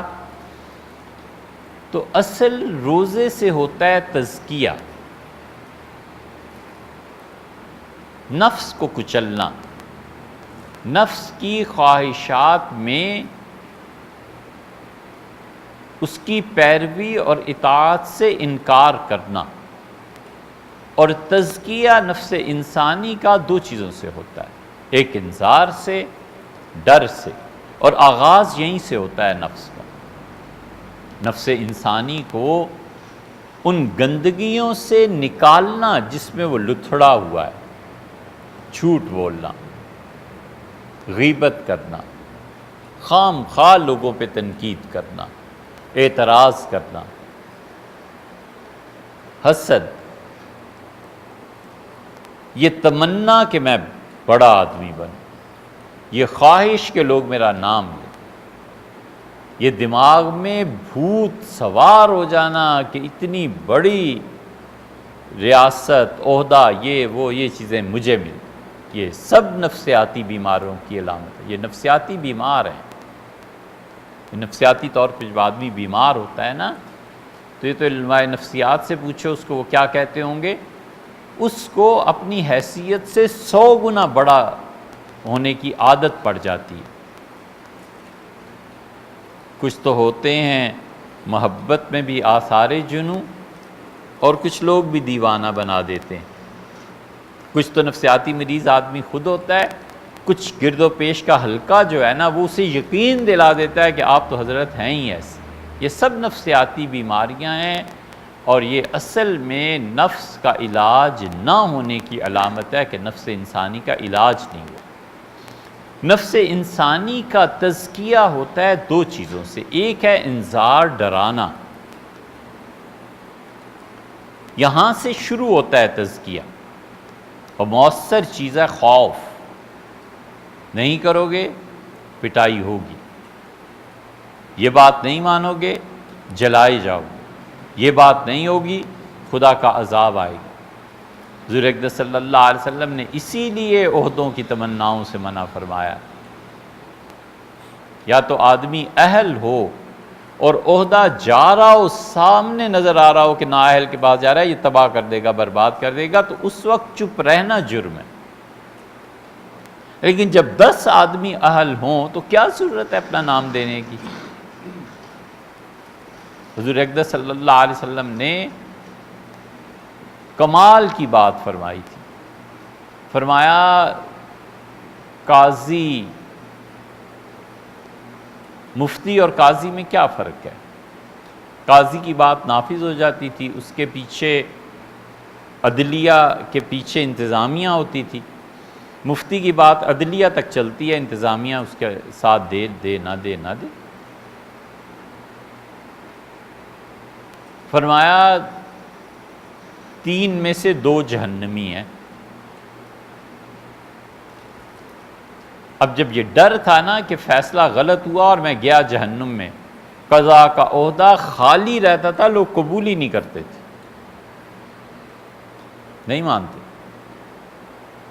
حضرت عثمان رضی اللہ عنہ نے چاہا کہ عبداللہ ابن عمر کو مدینہ منورہ کا قاضی لگائیں، تو انہیں بلایا، تنہائی میں گفتگو کی، کہا عبداللہ آپ کے والد امیر المومنین سیدنا عمر رضی اللہ عنہ کے فیصلے سب سے زیادہ آپ جانتے ہیں، ان کے مزاج کو آپ سمجھتے ہیں، مدینہ منورہ کا قاضی میں آپ کو بنانا چاہتا ہوں۔ کہا ہرگز نہیں۔ حضرت عثمان رضی اللہ عنہ نے اصرار کیا تو انہوں نے امیر المومنین کے سامنے قسم کھائی کہ اللہ کی قسم میں قاضی نہیں بنوں۔ عثمان رضی اللہ عنہ چپ ہو گئے، بس اتنا فرمایا کہ یہ بات کسی سے ذکر نہیں کرنی۔ ان کا میں کسی کو نہیں کہوں، آپ کی زندگی میں کسی کو نہیں کہوں۔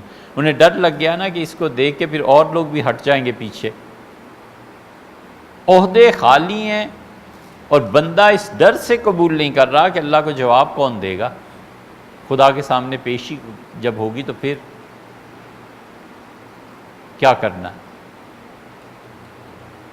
یہ انذار ہے جو نفس انسانی کو قابو میں رکھتا ہے۔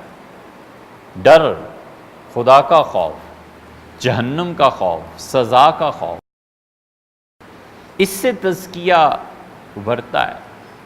حضور اقدس صلی اللہ علیہ وسلم نے فرمایا جب تم میں سے کوئی جھوٹ بولتا ہے تو فرشتے اس کا ساتھ چھوڑ دیتے ہیں، بھاگ جاتے ہیں اس سے۔ جب یہ حدیث یاد رہے تو پھر فرشتوں کی صحبت سے محرومی، اس کا مطلب یہ ہوا کہ پاک چیزیں، پاک مخلوق جو اللہ نے اس کے ساتھ لگا دی تھی، اس نے انہیں خود ہی ہٹا دیا اس گندگی، جھوٹ کی گندگی کی وجہ سے۔ تو پھر سوچ سمجھ کے ہی جھوٹ بولتا ہے کہ کن کی صحبت سے محروم ہو کے کہاں جا کر گروں گا۔ یہ جھوٹ ہے، یہ غلط بات ہے، نہیں پڑھنا اس میں۔ خوش آمد، تعریف۔ حضور اقدس صلی اللہ علیہ وسلم نے فرمایا جو آدمی، بہت سخت حدیث ہے، فرمایا جو آدمی کسی شخص کی دولت سے اور اس کے عہدے سے متاثر ہو کر اس کی تعظیم کرتا ہے تو اپنے دین کے 66% حصے کو برباد کر دیتا۔ تعظیم کرے، کوئی لیڈر ہے، کوئی دولت، جیسے ہوتا ہے آدمی عزت سے ملتا ہے، احترام سے، مہمان آیا ہے، اس کے تقاضے ہوتے ہیں وہ پورے کرنے، لیکن اب بچھا چلا جا رہا ہے اس وجہ سے کہ اس کے پاس عہدہ ہے، اور وہی شام کو اس عہدے سے ہٹ جائے تو پھر بھی ایسے ہی بچھے چلے جاؤ گے۔ اتنی عزت اور احترام ہے کیونکہ وہ کروڑوں پتی ہے، اور اگر اس کا بینک لٹ گیا اور دولت کو آگ لگ گئی اور شام کو کھانا مانگنے کے لیے آ گیا تمہارے در پہ، تو کیا اس وقت بھی اتنی عزت اور احترام ہوگا؟ یا دروازے پہ دستک ہی کوئی نہیں سنے گا؟ بڑی عبرت کا نشان ہے۔ آدمی کو سوچنا چاہیے۔ یہ بہت مواقع آتے ہیں زندگی میں سیکھنے کے۔ وزارت عظمیٰ پہ فائز اور کوششیں ہو رہی ہیں کہ کسی طرح میٹنگ ہو جائے، اور مارشل لا لگ گیا شام کو تو جا کے نام کٹانے کی، یار میرا نام کاٹنا، کہیں فوج کو پتہ چل گیا تو کیا ہوگا کہ میں بھی ملنا چاہتا ہوں۔ یہ کیا ہے؟ اس کو کہا ہے رسول اللہ صلی اللہ علیہ وسلم نے کہ تم میں سے جو آدمی کسی کے عہدے اور دولت کی وجہ سے اس کی عزت کرتا ہے نا، وہ اپنے 66% حصے سے فارغ ہو جاتا ہے دین کی۔ عزت کرے جیسے عام انسانوں کی ہوتی، جیسے احترام ہے، ادب ہے۔ اسلام یہ تھوڑی سکھاتا ہے کہ اب توہین، یہ بھی نہیں ولیعذ باللہ، لیکن یہ کہ وہ اس کی عزت نہیں دولت کی ہو رہی ہے۔ اس کا مطلب ہے کہ دولت تمہاری اپنی نیت میں فساد پیدا کر رہی ہے، اس کے عہدے کی عزت ہو رہی ہے، تو اس کا مطلب یہ ہوا کہ وہ ظلم بھی کرے تو تم اس سے کچھ نہیں کہہ سکتے، بول نہیں سکتے۔ وہ غلط بات بھی کرے تو تم کچھ نہیں کہہ سکتے۔ اس کا عہدہ چھا گیا نا انسان کی طبیعت۔ امام ابو حنیفہ رحمۃ اللہ علیہ کو منصور نے بلایا تھا تو اس نے کہا میرا ارادہ ہے کہ آپ کو چیف جسٹس پوری امت کا بنا دوں۔ امت کہاں، افریقہ فتح ہو چکا تھا، اور مسلمان فرانس تک، اسپین تک، اگرچہ وہاں ان کی حکومت نہیں تھی لیکن پہنچ چکے تھے۔ ادھر روس سے بھی پیچھے چلے گئے تھے، ہندوستان، یہ سارے علاقے اس کا چیف جسٹس بنا دوں۔ امام ابو حنیفہ رحمۃ اللہ نے فرمایا میں اس کا اہل نہیں ہوں، اس کا جھوٹ بولتے ہو۔ تو فرمایا جھوٹا آدمی پھر قاضی نہیں بنایا جا سکتا۔ اور گھبرا گیا، یہ منطقی جوابات تھے نا ان کا، تو پھر تو میں ویسے بھی قاضی نہیں بنایا جا سکتا کیونکہ میں جھوٹ بولتا ہوں۔ اس نے کہا اللہ کی قسم میں تمہیں قاضی بناؤں گا۔ ان کا اللہ کی قسم میں قاضی نہیں بنوں۔ یہ جرت ہے، یہ ایمان ہے۔ عہدے سے اگر متاثر ہوتے نا تو بیٹھ جاتے۔ تو جو کھڑے تھے منصور کے تیور دیکھ رہے تھے، انہوں نے کہا ابو حنیفہ کیا کرتے ہو، کیوں اپنی جان کے دشمن بنے ہوئے ہو؟ امیر المومنین کی قسم پہ تم قسم کھاتے ہو ان کے مقابلے میں؟ تو انہوں نے کہا میں تو قسم کھا سکتا ہوں، کیونکہ امیر المومنین اپنی قسم توڑ دیں تو کفارہ ادا کر سکتے ہیں، میں اگر قسم توڑ دوں تو مجھے سوچنا پڑے گا کہ پیسے کہاں سے لاؤں گا اس کے کفارے۔ تو ان کے دوست لے گئے باہر۔ منصور نے جو زہر دیا تھا نا انہیں، وہ اسی وجہ سے، اس کی ایک وجہ یہ بھی ہو گئی تھی کہ جو اس وقت یہ چیف جسٹس نہیں بنے، اور جو اس وقت چیف تھا آرمی کا، پوری امت مسلمہ کی فوج جس ایک آدمی کے انڈر تھی، حسن تھا۔ حسن آئے امام ابو حنیفہ رحمۃ اللہ کے پاس اور کہا سب سے بڑی عبادت اللہ کی کرنا چاہتا ہوں، کیا ہے؟ کوئی ایسی عبادت بتائیں جو کروں اور آپ کا خیال ہے کہ اللہ کیا نجات پا جاؤں، اللہ نے اتنی عزت دی ہے، سب سے بڑی عبادت کیا ہے؟ انہوں نے کہا اپنے عہدے سے استعفیٰ دے دو، اس وقت یہ سب سے بڑی خدا کی عبادت، اس کا استعفیٰ دے دوں۔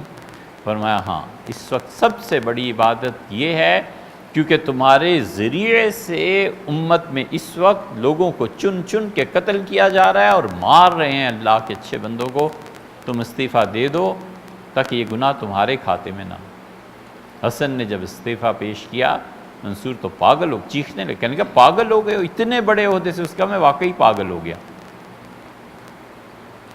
تو ایجنسیز نے خبر پہنچا دی کہ اصل میں قصہ یہ ہے۔ اس نے کہا اس شخص کا وجود جو ہے نا، یا یہ رہے یا میں رہوں۔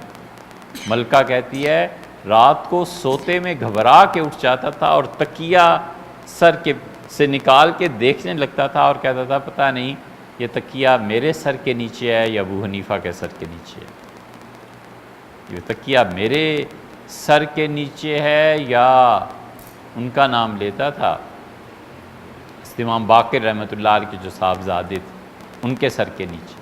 خیر یہ تو تاریخ پہ چل پڑے، لیکن وہ جو تزکیہ ہے اس تاریخ سے ہٹ کے یہ شروع ہوتا ہے ڈر سے، اللہ کا خوف، قبر کا خوف، تنہائی کا خوف، اللہ کے سامنے اکیلے کھڑے ہو جانے کا خوف، اللہ کی جواب دہی کا احساس کہ خدا نے پوچھنا ہے اور پٹائی ہوگی، اور اللہ اگر نہ فضل فرمائے اور اس دن انصاف ہو گیا تو جانا کدھر ہے پھر؟ اب تو گھبرا کے یہ کہتے ہیں کہ مر جائیں گے، مر کے بھی چین نہ پایا تو کدھر جائیں گے؟ اختیارات میرے چھن جانے، آنکھ حرکت نہیں کر سکتی، کان سن نہیں سکتا، جب تک کہ اللہ نہ چاہے میں مر جاؤں گا، میرا بنے گا کیا؟ یہ خوف ہے جو شروع کرتا ہے تزکیے کو، اور جب خوف نہ رہے، نکل جائے، کسی انسان کو ڈر ہی نہ لگے، تو پھر اس کی اور جنگلوں کے جانوروں کی زندگیوں میں کیا فرق رہ جاتا ہے؟ جو ان سے بھی بدتر ہو جاتا ہے، ظلم کرتا ہے اور جواب دہی کا احساس نہیں ہوتا، لوگوں کے پیسے اور ٹیکس کو غلط خرچ کرتا ہے اور اس کو احساس ہی نہیں، خدا کا خوف ہی نہیں، مرنے کا احساس نہیں ہے۔ اور نفس انسانی کا تزکیہ پھر یہ منفی ہے، مثبت انداز سے ہوتا ہے، تبشیر، بشارت، یہ کرو گے یہ ملے گا، یہ کرو گے اللہ راضی ہوگا، یہ کرو گے اللہ تعالیٰ خوش ہوں، یہ کرو گے اللہ تعالیٰ اس زندگی کو اچھا کر دیں گے، اللہ آخرت کی زندگی کو بھی اچھا کر دیں گے، یہ کرو، اس میں انسانیت کی فلاح و بہبود ہے، اللہ خوش ہوتا ہے اپنے بندوں کی خدمت سے، یہ کرو گے۔ آپ اندازہ کریں، ایک چھوٹی سی بات ہے، غور کیجئے اس پہ، رسول اللہ صلی اللہ علیہ وسلم تم میں سے جو کوئی مریض کی عیادت کو جاتا ہے تو اللہ کے فرشتے 70,000 یعنی بے شمار فرشتے صبح اس کے لیے دعا مانگتے ہیں، پھر شام کو اس کے لیے دعا مانگتے ہیں۔ یہ مریض کی عیادت کا حال ہے۔ ہم نے ایسے لوگ دیکھے، ہمارے نانا تھے، عصر کی نماز پڑھتے تھے اور ویسے ہی اسپتال چلے جاتے تھے، تو ہم نے ان سے پوچھا کہ آپ کے دوست ہیں کون ہیں؟ ان کا نہیں، کوئی دوست نہیں، ایسے ہی پوچھنے جاتا ہوں۔ وارڈ میں چلے جاتے تھے، آپ کا کیا حال ہے، کیا بیماری ہے، ٹھیک ہے؟ کبھی کبھی سورہ فاتحہ پڑھ کے پھونک دیتے تھے۔ تو ہم بہت ہی چھوٹی عمر تھی تو ہم نے پوچھا تو کہنے کہ نہیں میرے دوست نہیں۔ ہم نے کہا پھر کیوں؟ انہوں نے کہا بڑا ثواب آیا ہے حدیث میں مریضوں کی عیادت کرنا۔ اب وہ مریض تو ہے نا، دوست نہیں ہے، جاننے والا نہیں ہے، کوئی تعلق نہیں ہے، مریض کی عیادت کو جانے والے کو اتنا ثواب اور اللہ اس سے خوش ہوتا ہے، خود ڈاکٹر کا کیا حال ہوگا جو اس مریض کی شفا کے لیے جدوجہد کر رہا ہے، کوشش کر رہا ہے۔ یہ شخص اللہ کا کتنا محبوب، اس کو ایمان پہ موت نہ آئے تو پھر کس سے آئے؟ اس لیے ایک یہ بھی چیز ہے کہ سوچے میرا بچہ ڈاکٹر بن جائے تو پیسے تو کم سے کم زندگی اس کی آسان ہو جائے گی، میرا کیا ہے، میں تو مر ہی جاؤں گا۔ اور ایک یہ بھی ہے کہ میرا بیٹا ڈاکٹر بن جائے اور خلق خدا کی خدمت کرے تاکہ اللہ اپنے دوستوں میں اسے شامل کر لے۔ یہ بھی سوچنے کا ہی انداز۔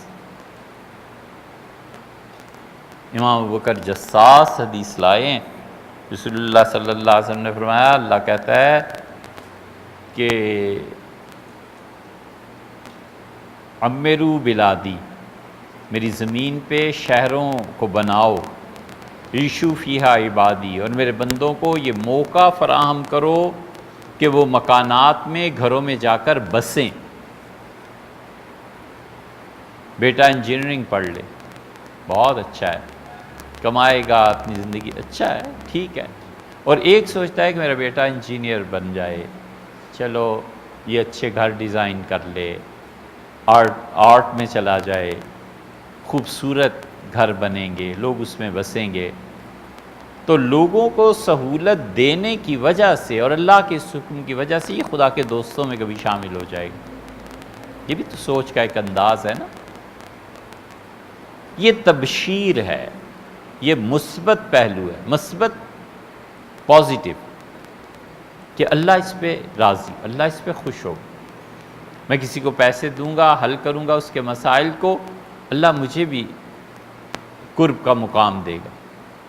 اسی لیے اللہ تعالیٰ فرماتے ہیں قرآن کریم میں کہ یہ کرو ہم تمہیں جزا دیں گے، یہ کرو ہم تمہیں جزا دیں گے، جزاء من ربک، تیرے پروردگار کی طرف سے انہیں انعام دیا جائے گا۔ ایک جگہ فرماتے ہیں ہم نے انہیں بادشاہوں کی جگہ عنایت کی، لما صبروا، جب انہوں نے صبر کیا۔ ایک جگہ اللہ تعالیٰ فرماتے ہیں کہ جزاؤہم جزاء موفورا، ہم تو انہیں پوری جزا دیں گے جو اعمال کر کے لائے تھے۔ تو انذار اور تبشیر، ڈر اور بشارت، خوف اور امن، یہ دونوں مل کے نفس انسانی کا تزکیہ کرتے ہیں، اور روزہ یہی کرتا ہے۔ روزہ تزکیے کے لیے ایک خاص وقت، ایک مدت اللہ کے لیے متعین کرنا اور اپنے نفس کی اطاعت کو ختم کرنا اور دستبردار ہو جانا، یہ روزے کی حکمت ہے، یہ روزے میں رکھا ہے۔ ہمارے شیخ حضرت ابو الحسن علی ندوی رحمۃ اللہ نے کتاب لکھی ہے ارکان اربع، تو دریافت کیا ہم نے ان سے خانقاہ میں کہ حضرت اس کتاب کا کچھ بتائیے، یہ کیسے آپ کے خیال میں آیا، ایسی زبردست چیز لکھنی چاہیے؟ تو حضرت رحمۃ اللہ نے فرمایا، اس کتاب کا سارا بات بیان کی، پھر فرمایا شیخ کہتے تھے، وہاں زکریا صاحب رحمۃ اللہ علیہ نے یہ کتاب جب میری پڑھی تو مجھ سے فرمانے لگے کہ اگر میں جوانی ہوتی نا میری، تو میں اپنے مدرسے میں بچوں کو سبقاً یہ کتاب پڑھاتا۔ شیخ نے ایک اور جگہ بھی لکھا ہے، ایک کسی کتاب کو متعلق شیخ نے فرمایا، میں نے کہا مجھے دے جاتے تو میں تو 1-2 راتوں میں کتاب کو نپٹا دیتا۔ بہت مطالعہ کرتے، بہت پڑھتے۔ ان کے ایک مسترشد اور خلیفہ نے لکھا ہے کہ شیخ دنیا کے مختلف کاموں میں رہتے تھے، مگر جب وہ اپنے کتب خانے میں داخل ہوتے تھے اور لکھنے پڑھنے کے لیے بیٹھتے تھے تو اس وقت ان کی خوشی اور ان کی مسرت قابل دید ہوتی تھی، بس جیسے چڑیا اپنے گھونسلے میں واپس آ گئی ہو، اتنے خوش ہوتے تھے جب بیٹھ جاتے تھے لکھنے پڑھنے کے۔ خیر یہ بھی ایک اور بات ہے، لیکن اللہ کا قرب جو اس تزکیے سے حاصل ہوتا ہے نا، اس کی ایک ادنا مثال ہے۔ بلندی تو بہت بڑی بات ہے، عروج تو ہوگا جو ہوگا کسی کا، وہ شخص کوئی ارادہ کر لینا کہ یہ کام کرنا ہے اور اللہ کی تقدیر اس میں حائل نہ ہو۔ شاہ اللہ رحمۃ اللہ نے ارادہ کر لیا کہ امت کو اٹھانا ہے ایک مرتبہ، لیکن لوگوں کے کرتوت اور گناہ اور خون اتنا بہہ گیا تھا کہ خدا نے روک دیا اس کو عملاً آنے سے، عمل میں نہیں آیا، وہ دماغ کی سطح تک رہا اور آثار چھوڑ گیا۔ آخری زمانے میں یہی ہوگا۔ حضور اقدس صلی اللہ علیہ وسلم نے احادیث میں واضح طور پر یہ باتیں بتائی ہیں کہ اس امت میں بڑے بڑے کام کے افراد پیدا ہوں گے، بڑے باصلاحیت، لیکن عمومی طور پر انقلاب ان کی تعلیمات سے برپا ہو جائے، یہ نہیں ہوگا۔ وجہ اس کی یہ ہو جائے گی کہ لوگوں میں قبولیت، جذب نہیں رہا، گناہوں کی کثرت نے دلوں کو اتنا پتھر کر دیا ہے کہ نور اس میں اپنی جگہ بنا نہیں پاتا۔ یہ خلاصہ ہے، وگرنہ یہ جو نفس کے ان تزکیے کے مراحل سے گزرے ہوئے ہوتے ہیں، ان کی ادنا بات یہ ہے کہ کسی بات کو طے کر دیں، کبھی خدا کے نام پہ قسم کھا لینا کہ اللہ کی قسم یہ ہو کے رہے گا، تقدیر بدل جاتی۔ صحابہ کرام رضی اللہ عنہ کہتے تھے کہ ہمیں کافروں کے مقابلے میں کبھی شکست ہونے لگتی تھی اور ہمارے جوان زیادہ گرنے لگتے تھے اور کافر غالب آنے لگتے تھے، حملے پہ حملہ ہونے لگتا تھا، تو بہت سے لوگ ہم میں سے کہتے تھے کہ برا کہاں ہے، برا کو ڈھونڈو۔ تو حضرت برا بن عازب رضی اللہ عنہ بڑے بڑے مقام کے آدمی تھے، تو ہم برا کو ڈھونڈتے تھے، وہ جب مل جاتے تھے تو ہم پکڑ لیتے، ہم کہتے قسم کھاؤ برا کہ اللہ آج ہمیں فتح دے۔ برا کہتے تھے میرا درجہ نہیں، پھر ہم مجبور، پھر بحث۔ برا کہتے تھے اللہ کی قسم ہے آج ہمیں شکست نہیں ہوگی، پھر ہم پلٹ جاتے، ہم کہتے تھے بس برا کی قسم کو اللہ نہیں توڑے گا، اس کی لاج رکھے گا، خدا اس کی قسم کو پورا کر دے۔ یہ اس درجے کے لوگ ہو جاتے ہیں تزکیے کے بعد کہ اللہ تقدیر بدل دیتا ہے۔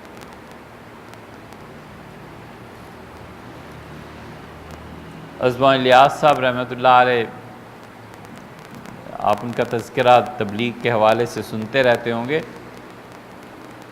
شیخ کے بیٹے ہیں مولانا طلحہ صاحب، اور سلامت اللہ نے رکھے، بھی حیات ہیں، بہت بوڑھے ہو گئے۔ دلی میں بستی نظام الدین میں جب تبلیغ کا آغاز ہو رہا تھا تو وہاں طلحہ صاحب بیمار ہو گئے، 2 سال کے تھے۔ شیخ کہتے ہیں میں وہیں تھا تو ڈاکٹرز نے جواب دے دیا، اتنا شدید بخار تھا کہ اب سب کفن دفن کا سوچ رہے تھے کہ ہوگا کیا۔ تو کسی نے جا کے مولانا الیاس صاحب رحمۃ اللہ سے کہا کہ حضرت آپ کے بھتیجے ولی زکریہ کے بیٹے وہ طلحہ بیمار ہو گئے ہیں اور ڈاکٹرز نے جواب دے دیا۔ حضرت کو کہیں تبلیغ پہ جانا تھا تو سن لیا، پھر فرمایا کہ بستر رکھ دیا ہے، رکھ دیا، پھر کسی نوکر سے پوچھا فلاں چیز ہے، کسی خادم سے پوچھا فلاں چیز، سارا سامان۔ لوگ حیران کہ گھر میں بچہ بالکل اب آخری دموں پہ ہے اور حضرت کو کچھ پرواہ ہی نہیں۔ جب سارا سامان رکھوا لیا، مکمل ہوا، تو ایک مولوی صاحب تھے بیچارے، مسجد میں پڑے رہتے تھے، اللہ اللہ کرتے رہتے تھے، تو فرمایا اس سے بلاؤ، وہ نہیں نظر آ رہا۔ بلائے گئے تو اسے کہا دیکھ مولوی، میں جا رہا ہوں تبلیغ پہ، اور اگر یہ طلحہ کا بخار نہ اترا اور اسے کچھ ہو گیا تو واپسی میں تمہیں اتنے جوتے ماروں گا سب میں بٹھا کے، تو پریشان ہوگا، شرمندہ ہوگا، خبردار جو طلحہ مرا۔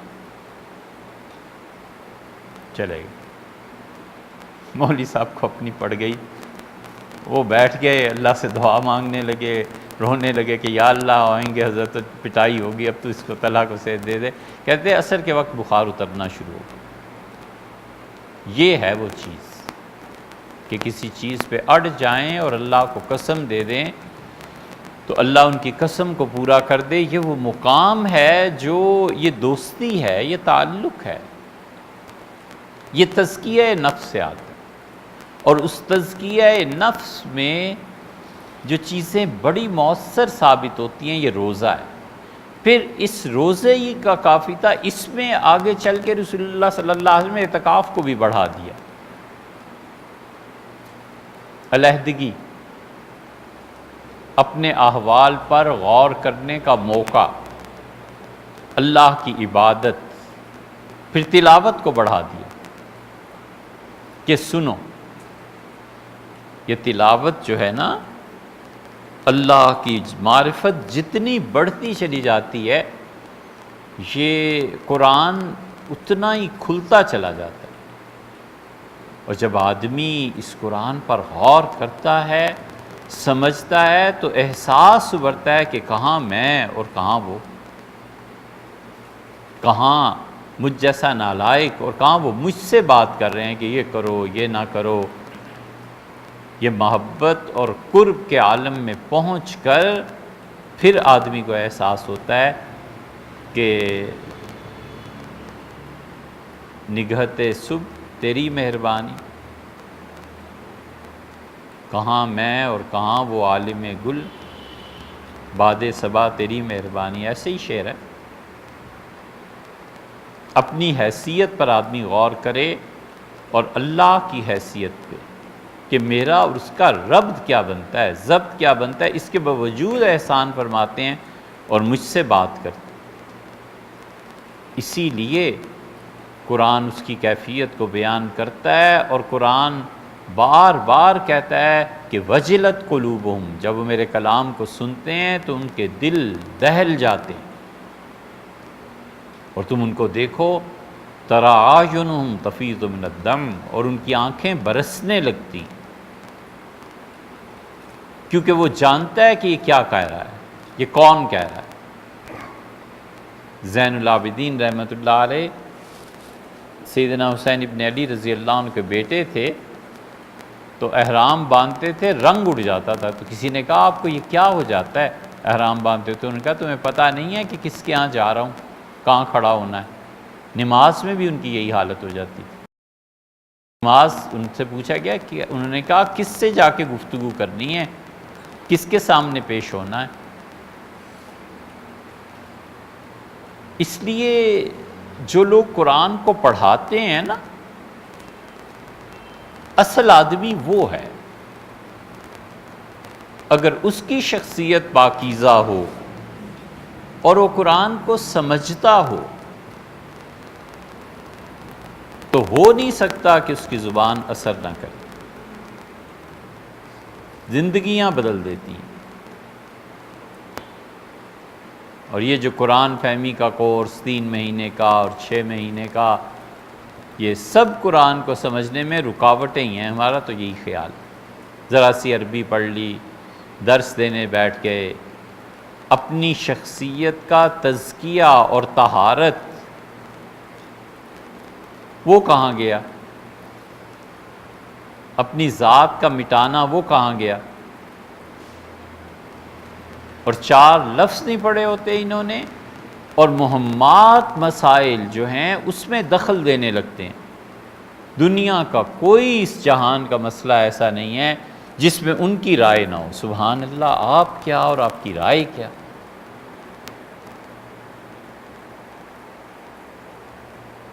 عبد الفتاح ابو غدہ تھے، بڑے بڑے علماء میں شمار ہوتا تھا۔ وہ کینیڈا کسی نے دعوت کی تو حاضر ہوئے، ہم لوگ بھی، تو ارشاد فرمانے لگے کہ کسی نے پوچھا آج کل کے علماء، تو انہوں نے کہا کہ بخاری شریف اسے دے دو نا، تو اسے یہ بھی نہیں پتہ چلے گا کہ بخاری کو اگر کھولتا ہے تو صفحہ الٹا ہے کہ سیدھا ہے، پہلی سطر اوپر ہے کہ نیچے ہے۔ ان کا جس کو اتنی بھی تمیز نہیں ہے وہ بھی امت کے مسائل پہ گفتگو کرتا ہے۔ ان کا علماء کہاں رہے؟ جو لوگ قرآن کو سمجھتے تھے اور جو لوگ قرآن کریم کی تاثیر اور روح میں ڈوبا ہوا تھا، ان کے قرآن پاک اترا ہوا تھا ان کے جسم و روح میں، ایسے علماء کم ہو گئے۔ اب عربی کے کورسز، اور عربی بھی صحیح نہیں آتی، اور درس قرآن جاری ہیں، اور یہ جاری ہیں، اور فلاں میجر صاحب ہیں، اور فلاں جنرل صاحب ہیں، اور فلاں سیکٹری صاحب ہیں، قرآن پاک کی تفسیر لکھ رہے ہیں، اور گفتگو فرما رہے ہیں بینکنگ پہ، گفتگو فرما رہے ہیں سود کے رد پہ، گفتگو فرما رہے ہیں اسلامک اکانومی پہ۔ ہم نے کئی ایک سے پوچھا کہ کوئی حل لا دیں آپ، تو انہیں اکانومی کی بنیاد تک کا پتہ نہیں تھا، اور ادھر سے قرآن دے رہے ہیں۔ یہ سب جو چیزیں چل رہی ہیں نا، یہ قرآن کو نہ سمجھنے کے مترادف ہیں۔ یہ جرت پیدا کر رہی ہیں کہ دین کے ہر مسئلے پہ میں اتھارٹی ہوں، اور جو اتھارٹیز ہیں ان کا حال یہ ہے کہ وہ چپ پیچھے، کسی اور سے پوچھو یار، آخرت عزیز ہے، ایسے نہ ہو کہ کوئی غلط بات کر دیں اور اللہ اس پہ پکڑ لے۔ اتنی آسانی سے کہتے ہیں کہ اللہ کی مرضی یہ ہے۔ یہ آپ ان کے درس سنیں نا، وہ کہتے ہیں اللہ یہ فرماتا ہے، بڑی سخت بات ہے۔ قیامت میں ملاقات ہوگی نا، اگر انہوں نے یہ کہا کہ میں نے تو یہ نہیں کہا تھا، میری تو مطلب ہی یہ نہیں تھا، میری تو مراد ہی یہ نہیں تھی، تم کہاں سے میرے ترجمان بن گئے تھے؟ اتنے غیر محتاط۔ یا تو وہ کہتا ہے کہ اللہ یہ فرماتا ہے تو اس کی مراد یہ ہے کہ مفسرین نے اس آیت کے مفہوم کو بیان کیا کہ انہوں نے کہا اللہ کی مراد یہ، پھر تو چلو کوئی بات ہوئی۔ کچھ بھی نہیں، علمی سطح نہیں، عمل کی سطح نہیں۔ اور جو لوگ عملاً قرآن کو سمجھے ہوئے تھے اور قرآن پاک ان کی زندگی پہ چھا گیا تھا، وہ لوگ بڑے بڑے مؤثر ثابت ہوئے، جنہوں نے بھی ان کی پیروی۔ مولانا امین حسن اصلاحی تھے، ان کا نام لیے بغیر رہا نہیں جاتا۔ ان سے علمی اختلافات اپنی جگہ، تدبر قرآن کی 4 جلد میں انہوں نے ایک صحابی رضی اللہ عنہ کے متعلق جو کچھ لکھا ہے وہ انہیں یقیناً نہیں لکھنا چاہیے تھا، بہت خراب بات لکھی۔ ان غلطیوں کے باوجود ضیاء الحق نے ان سے کہا کیا فلاں فلاں کاموں میں شریک ہو جائیں؟ انہوں نے کہا میرے پاس فرصت نہیں، میں قرآن پاک کی تفسیر لکھ رہا ہوں۔ تو ضیاء الحق ملنے گئے اور نیا نیا ماشاء اللہ لگا تھا، انہیں بھی چاؤ ہوا ذرا اسلام کا، تو انہوں نے کہا اچھا مولانا ایسے کر لیتے ہیں کہ آپ جو کچھ چاہتے ہیں نا اس ملک میں وہی مجھے بتا دیں۔ تو بڑی سادگی سے فرمایا کہ وہ سب کچھ میں نے لکھ دیا، آپ پڑھ لیں اسے۔ ذرہ برابر جو جھجکے ہوں، کون آیا ہے، کیا عہدہ ہے، کیا کرنا ہے، کیا لینا ہے، کچھ نہیں، وہی سادگی برقرار، وہی قرآن کے ساتھ تعلق، اور تفسیر لکھی ہے اہل علم کے لیے، عام لوگوں کے پڑھنے کی نہیں ہے، لیکن اہل علم کے لیے ہے۔ اور کیا شاہکار لکھی، کیا شاہکار چیز لکھی ہے انہوں نے۔ جب آدمی پڑھتا ہے تو پتہ چلتا ہے کہ اس آدمی پہ اللہ نے قرآن کو کتنا کھولا ہو۔ یہ 7ویں جماعت میں پڑھتے تھے مدرسے میں، اور ان کے پیپرز چیک کرنے کے لیے ان کے اساتذہ نے ندوۃ العلماء لکھنؤ میں لکھا، سید سلیمان ندوی رحمۃ اللہ علیہ کو کہ حضرت ہمارے بچوں نے امتحان دیا ہے، 7ویں کلاس کے امتحانات ہوئے ہیں اور آپ کے ان کے پیپرز آپ چیک کریں۔ عربی کے تھے۔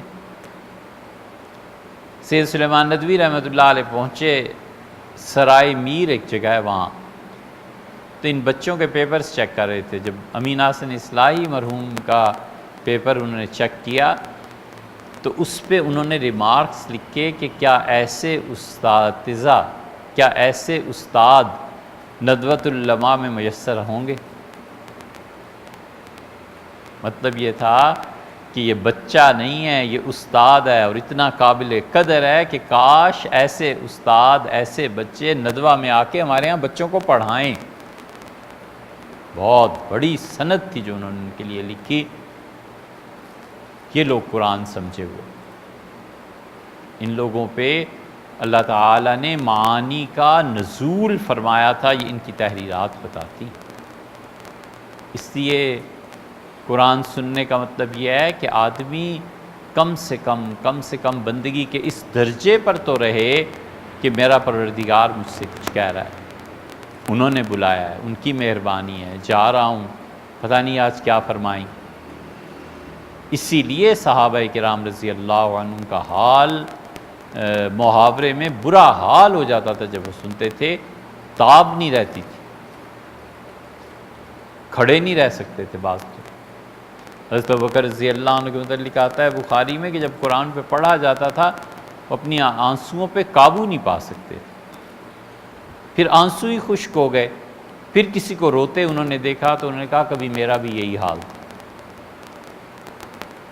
اتنا زیادہ، اس کی وجہ یہ ہے کہ وہ جانتے تھے کہ جس ذات نے اسے نازل کیا ہے نا، اور یہ ورلڈ آرڈر ہے، اور یہ ہے کیا چیز۔ علامہ اقبال کا بھی یہی حال ہو گیا تھا، قرآن پاک نہیں سن سکتے تھے، مطلب یہ کہ کوئی سناتا تھا تو ان پہ مسلسل رونا طاری ہو جاتا تھا۔ اللہ نے فرمایا ہے کہ مما عرفوا من الحق، بہت بڑی چیز ہے، فرمایا اس لیے رو دیتے ہیں کہ حق کی معرفت انہیں حاصل ہو گئی ہے۔ حق کی معرفت حاصل ہو جانا بلند ترین مقامات ہیں زندگی کے جو کوئی آدمی حاصل کر سکتا ہے، ان میں سے ایک مقام۔ اس لیے ساری چیزوں کو اللہ نے جوڑ دیا، رمضان کو بھی، تلاوت کو بھی، تزکیہ نفس کو بھی، اور ان ساری چیزوں میں خدا نے پھر نماز کو بھی شامل کر لیا، تراویح بھی آ گئی، یہ چیز بھی ہوگی۔ خدا کا انعام کس کس رنگ میں اپنا ظہور کرتا ہے کوئی نہیں جانتا۔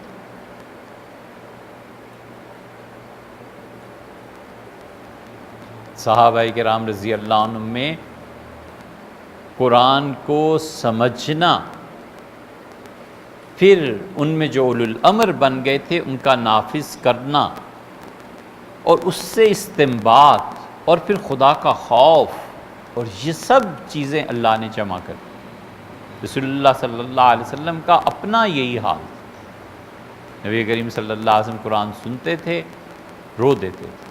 عبداللہ ابن مسعود رضی اللہ عنہ کہتے ہیں مجھ سے کہا قرآن پڑھو، تلاوت کرو، مجھے سناؤ۔ میں نے کہا آپ پہ تو نازل ہوا ہے، میں آپ کو سناؤں؟ فرمایا نہیں عبداللہ تم سناؤ۔